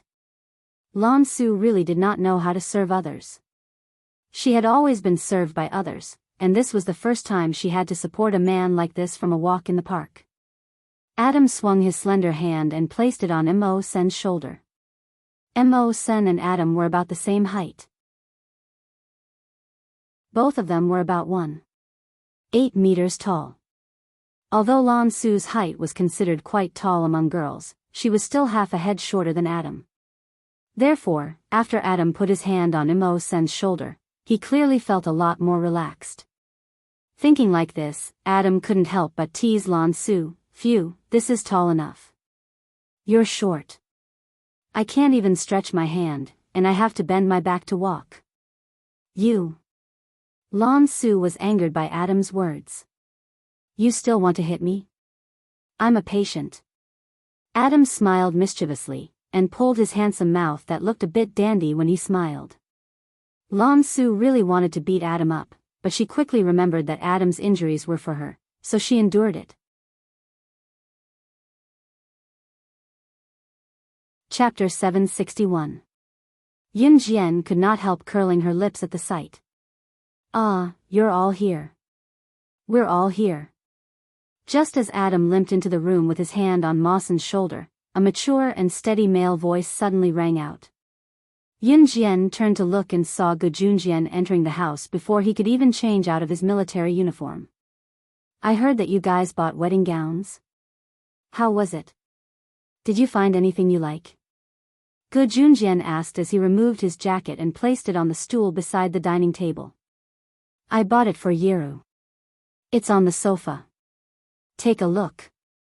I picked it out for Yiru. Yiru looks gorgeous in it. Dong Wan was acquainted with Gu Junjian because of Qin Yiru. Although they didn't have a good relationship, Dong Wan still joked with Gu Junjian. Okay, let me take a look, Gu Junjian replied and took out the wedding gown on the stool. Xiao Jian, you're going to self-study tonight. Come eat first, Qin Yiru beckoned Yun Jian. Wash your hands. There are still 2 dishes left. Let's wait at the table, Qin Yiru said with a wide grin. Sure, we're waiting for the chef. Don't make us wait too long. Dong Wan replied to Qin Yiru with a grin. By the time Qin Yiru served the remaining 2 dishes, everyone was already seated around the table. The marriage application I submitted to the higher-ups last time has been approved, Gu Junjian said as he ate his rice.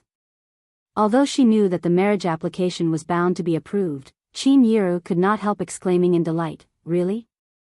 Gu Junjian nodded and said, I'm going to treat my comrades to dinner next Saturday. Xiao Yi will be there too. Yun Yi was from the high school and usually went home once a week. He would definitely be home on Saturday night. When they heard that Gu Junjian was going to treat them to a meal, everyone expressed their silent approval. Next Saturday? I'm going back to work next Saturday. I wish you all good food and drinks, Dong Wan immediately said. Qin Yiru also expressed that it was a pity that Dong Wan could not come. However, knowing that Dong Wan was usually busy, Qin Yiru felt relieved. As he spoke, Gu Junjian suddenly thought of something. He turned around and said to Qin Yiru, who was sitting next to him, I applied for leave tomorrow. Tomorrow, I can take you to prepare for the wedding. Okay. Qin Yiru's smile widened when she heard this. Yun Jian sat to the side and occasionally chatted with Xiao Yunju, Duanli, and Duanya. Meanwhile, Ce sat next to Yun Jian and silently put food in Yun Jian's bowl. Yun Jian also ate all the food that Ce put in her bowl. It was almost 4:30 p.m. when Yun Jian finished all the food in her bowl. Mom, I'm going to school. Yun Jian stood up and said to Qin Yiru. I'll send her off. Ce also put down her bowl and chopsticks. Yun Jian ran upstairs and took her bag downstairs. Ce lazily put one hand in his pocket and walked out with Yun Jian. Since it was still early and the villa was not far from school, Yun Jian and Ce walked there. Let me do it. As soon as they walked out of the villa, Ce took Yun Jian's bag and helped her to carry it.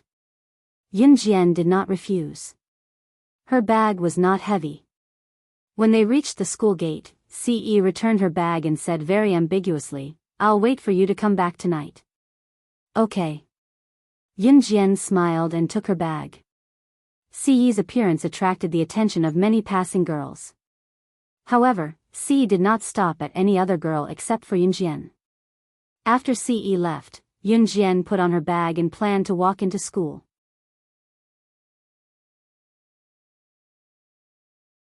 Chapter 762. Before Yunjian could turn around, Chen Sini had already pounced on her and hugged her shoulder affectionately.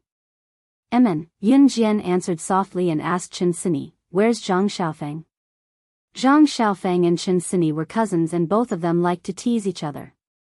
Yunjian could not help being surprised that Zhang Xiaofeng was not around. His fever hasn't gone down today. I told him not to come, Chen Sini said before hugging Yunjian and inching closer to Yunjian with a grin.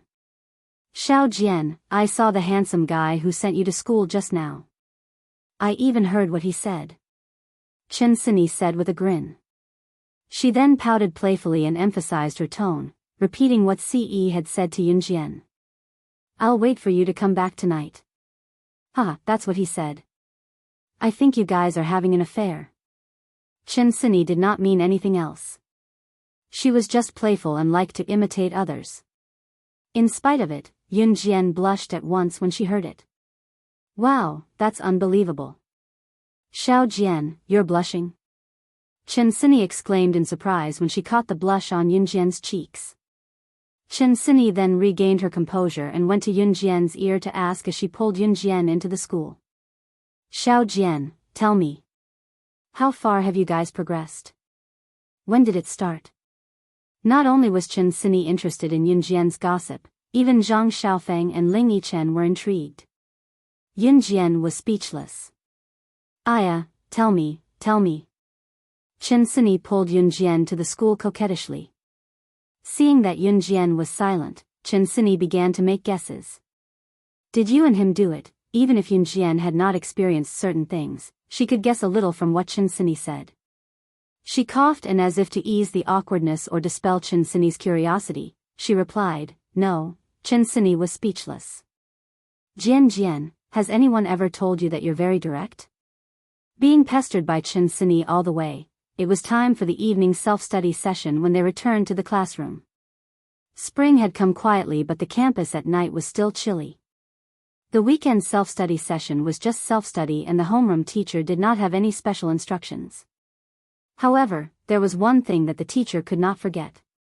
The homeroom teacher, Miss Yu, stood on the podium and felt the eyes of the class. She said, "The winter break is over and most of you have settled down. It's been more than a week since school started and it's the second semester of the third year of junior high now. This means that the middle school exams are coming soon. Everyone must work hard for your goals." When it came to goals, it was nothing more than which school to get into for the middle school exams. The best high school in Longmen City was East Senior High School and most of the students were working hard to get into it. Miss Yu left after that, leaving the classroom for the students to study by themselves. Usually, whatever the homeroom teacher said would cause a commotion in the class. The students would have many topics to talk about as the teacher spoke. Take Chen Sini for example. Chen Sini, who was sitting in front of Yunjian, could not help turning to look at Yunjian who was sitting behind her when she heard what the teacher said and asked, Jian, have you thought about which high school you want to get into?" "I want to get into East Senior High School but I can't meet the cutoff score." "You're so good, you can definitely get into East Senior High School." Yunjian's results were first in the 5-school joint entrance exam, so everyone's ears perked up when Chen Sini asked.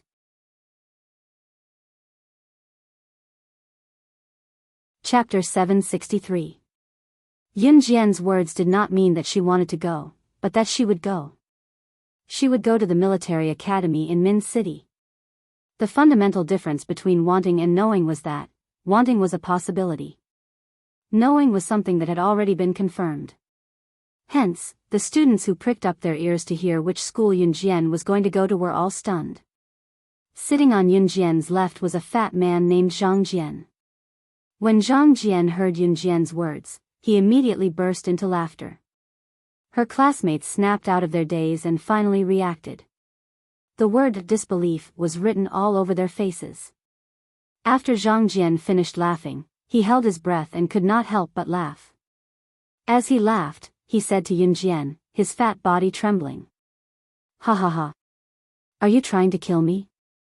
Yun Jian, with your skinny body, you want to go to the military academy? Pfft, don't make me laugh my head off. Who would dare to accept you in a place like the military academy?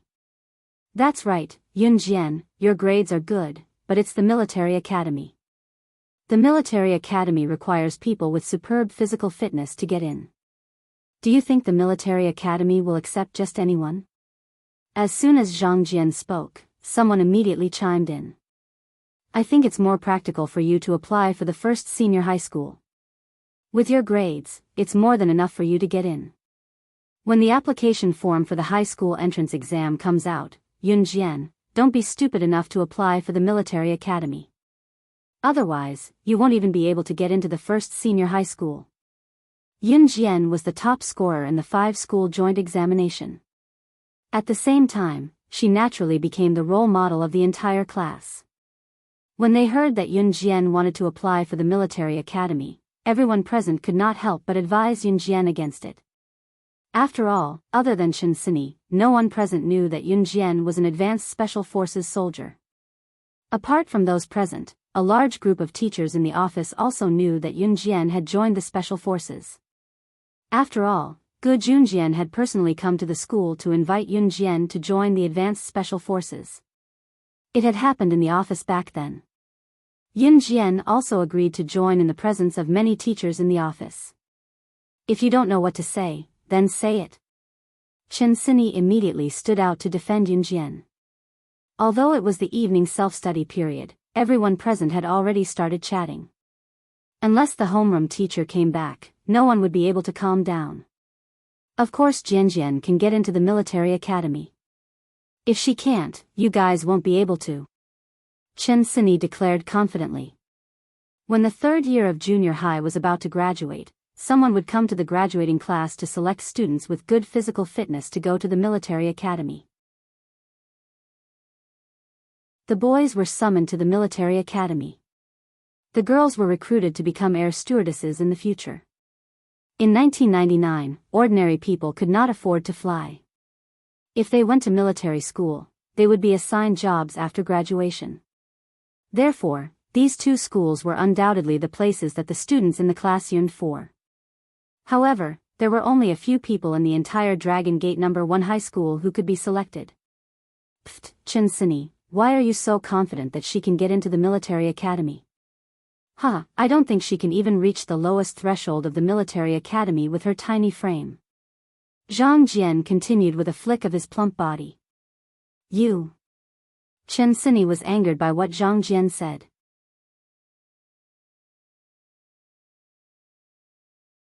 Chapter 764. After this male voice was heard, everyone present was a little stunned. They then turned around to see a figure appear at the back door of the classroom. Zhang Xiaofeng was holding onto the door frame at the back of the classroom. Everyone was stunned when they saw Zhang Xiaofeng appear out of nowhere. As their homeroom teacher had mentioned earlier that Zhang Xiaofeng had taken the day off due to a fever, the class was a little stunned to see Zhang Xiaofeng, who was supposed to be at home, here. However, that was not the only thing that stunned them. It was what Zhang Xiaofeng said. Zhang Xiaofeng said that Yun Jian was an advanced special forces soldier. That was not the point. The point was that Yun Jian was Team Monarch slashing God? What kind of joke was that? Team Monarch had now become the idol of countless youths, especially the boys in school, who looked up to them. The reason was simple. Team Monarch was a team formed by advanced special forces soldiers who were around the same age as them. Most importantly, the 7 members of Team Monarch had all become members of the Advanced Special Forces. Advanced Special Forces. Even some veteran Special Forces soldiers who had been in the military for decades could not become Advanced Special Forces soldiers. How old were the 7 members of Team Monarch? They were already members of the Advanced Special Forces. However, the most terrifying person in Team Monarch was Slashing God. Slashing God was a legendary figure. It was said that the internationally renowned Inferno Ring, an organization that was second only to Enhun Group and Kosha mercenaries, was annihilated by Slashing God, who led the Zhe province army and joined forces with Enhun Group and Kosha mercenaries. Rumors about Slashing God were endless. All the boys in the classroom had heard of Team Monarch's slashing god. Most of them had even set slashing god as their goal and role model to move forward. At this moment, Zhang Xiaofeng, who appeared out of nowhere, said that Yun Jian was the slashing god whom the boys had been idolizing recently. How could they not be shocked? WH. Team Monarch slashing god, is Yun Jian? Zhang Jian was the first to react. He stuttered as he looked at Zhang Xiaofeng, who suddenly appeared at the back door of the classroom. His beady eyes that could barely open widened. As the strongest fatty in class, Zhang Jian was no doubt the #1 fan of Team Monarch slashing god. Back then, Zhang Jian searched for information about Team Monarch slashing god. Although he did not know who was slashing god, he managed to find quite a lot of information about her.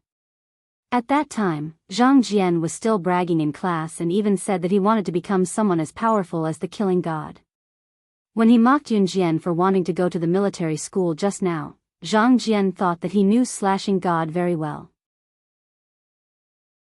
He even thought of himself as slashing god, so he spoke to Yun Jian in disdain.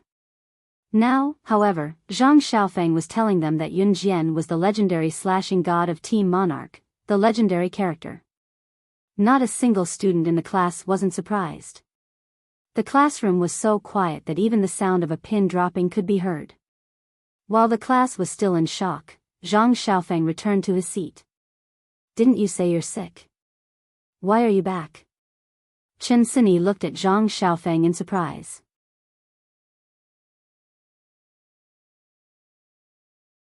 Chapter 765. Good job. Even Chen Sini, who had been bickering with Zhang Xiaofeng, could not help but give Zhang Xiaofeng a thumbs up. Zhang Xiaofeng could not help but scratch his hair after being praised by Chen Sini out of the blue. He had never been praised by Chen Sini like that before. Zhang Xiaofeng and Chen Sini were cousins. Both of them had been at loggerheads ever since they were young. You're really slashing god? At that moment, Zhang Jian's weak voice was heard. The question was directed at Yun Jian. Yun Jian had been sitting in her seat since the beginning and did not look at anyone. She was holding a black pen in her hand and was twirling it leisurely. All of a sudden, she felt the eyes of the entire class on her. She raised her head slightly and saw Zhang Jian's face suddenly appear in front of her. Yun Jian had no intention of hiding anything. To Yun Jian. If others did not ask, she would not say.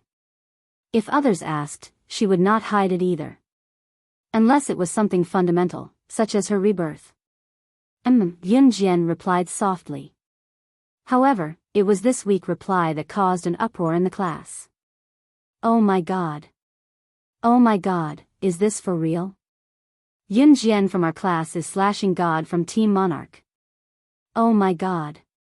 A few days before the new year, one of my relatives came to me and bragged that he had seen Team Monarch's red flame. I was so envious at that time. I didn't expect Team Monarch's strongest slashing god to be in our class. A series of shocked and terrified voices were heard. For a moment, the entire class was in an uproar. At that moment, the students in the next class were unusually shocked. What's wrong with the students in the next class? Why is it so noisy? At the same time, in the same class, Zhang Jian changed his arrogant tone and looked at Yun Jian weakly. At the same time, he asked Yun Jian, Can you accept me as your disciple? I also want to learn from you like Zhang Xiaofeng. From calling him by his name to addressing him respectfully, Zhang Jian's tone carried a hint of pleading. Learn from Team Monarch's killing god. The students who had treated Yun Jian with disdain earlier all followed Zhang Jian's lead. Me too, me too. Yun Jian, I also want to acknowledge you as my master. Me too. For a moment, the whole class started shouting like the wind. Go go go. She's my master. You didn't believe in her ability at first. She won't accept you. Zhang Xiaofeng stood out and shouted. Zhang Xiaofeng, step aside. It's up to Yun Jian to decide if she wants to accept it or not. One of the boys said confidently. I won't. However, Just when the whole class was at its peak, Yun Jian's voice was heard. When the boys in the class heard Yun Jian's words, they instantly quieted down. Why? Zhang Jian asked, unwilling to give up. Because I don't accept trash. Yun Jian's words completely destroyed everyone's thoughts. Hee, I'm not trash. Zhang Xiaofeng almost jumped in joy when he heard Yun Jian's words. Yun Jian's words were her own intention. Zhang Xiaofeng had a good bone structure. With time, he would definitely become a talent in the future. However, Yun Jian had also observed the boys in the class. None of them could compare to Zhang Xiaofeng in terms of ability.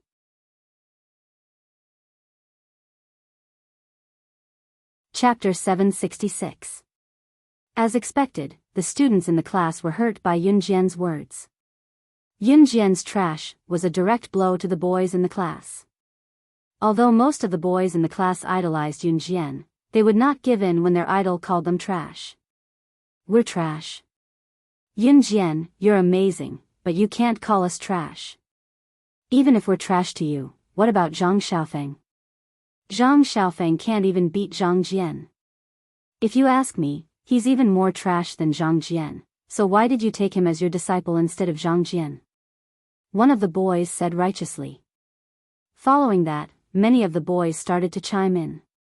That's right. If we're trash, then Zhang Xiaofeng should be even more trash. Why did you take Zhang Xiaofeng as your disciple? With one of them taking the lead, more and more people chimed in. It was not just the school, but the entire society as well. If I can't have it, then you can't have it either.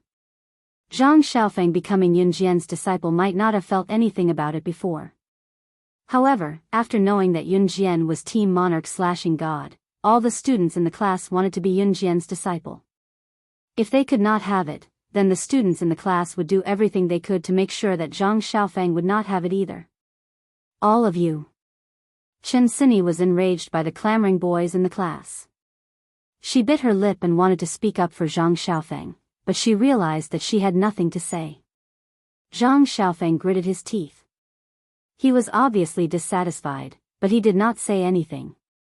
Because he has more potential than any of you here. Yun Jian's words came out of nowhere in the next second. However, it shocked everyone present. It even made Zhang Xiaofeng raise his head abruptly. Yun Jian said that he had more potential than anyone present? Ahahaha. Yun Jian, are you kidding us?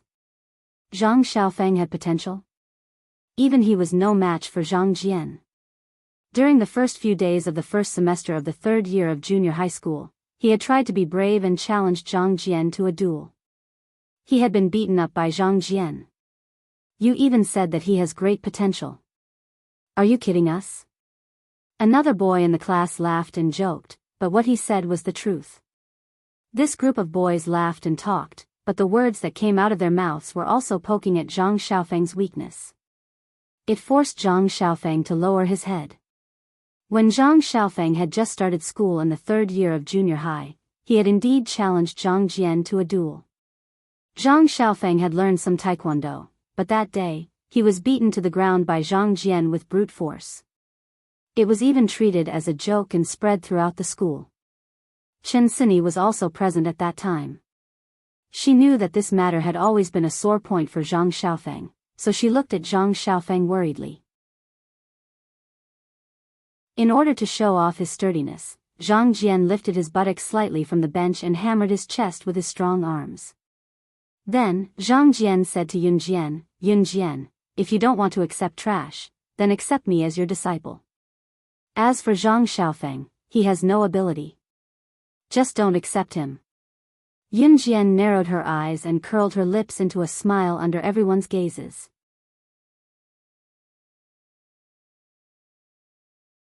Chapter 767.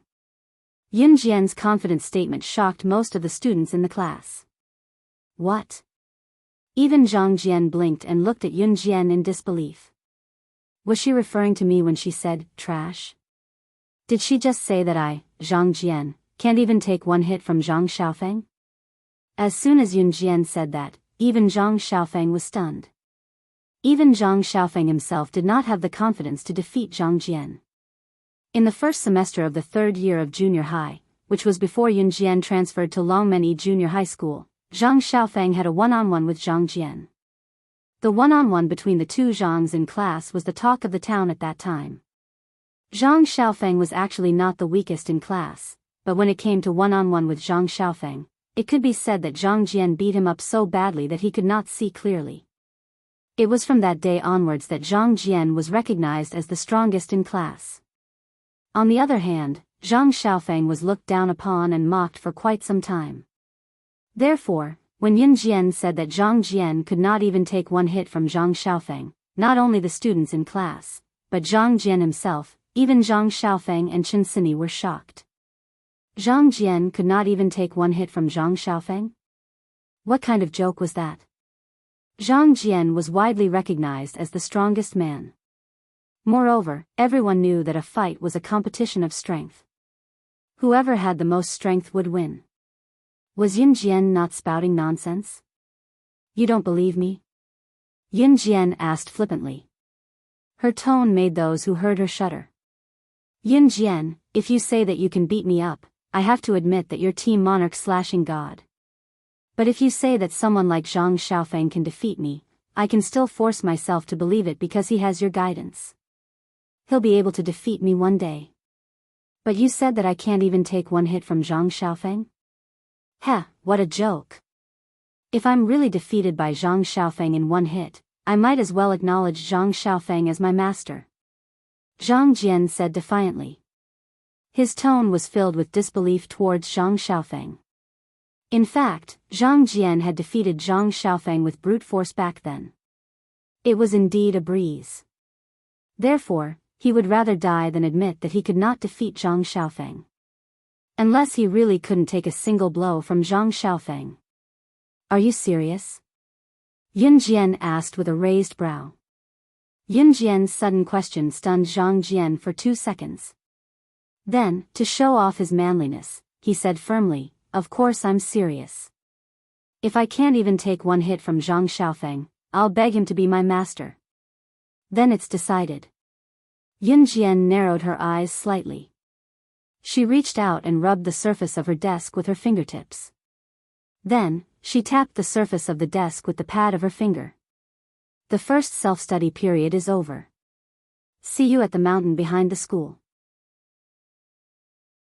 As Yun Jian said that, she raised her hand and placed her elbow on the desk. Her hand formed a fist and supported her chin as she closed her eyes. Wah. Wah what? Some of the students in the class were confused and were stunned. Was this a challenge? Master. Zhang Xiaofeng called out softly.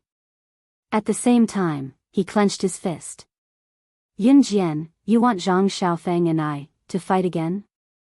Zhang Jian pointed at himself and then at Zhang Xiaofeng. He looked at Yun Jian and asked. You don't dare to fight?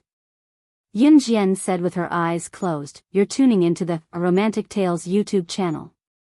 Don't forget to subscribe and join us on this journey to catch the most captivating stories."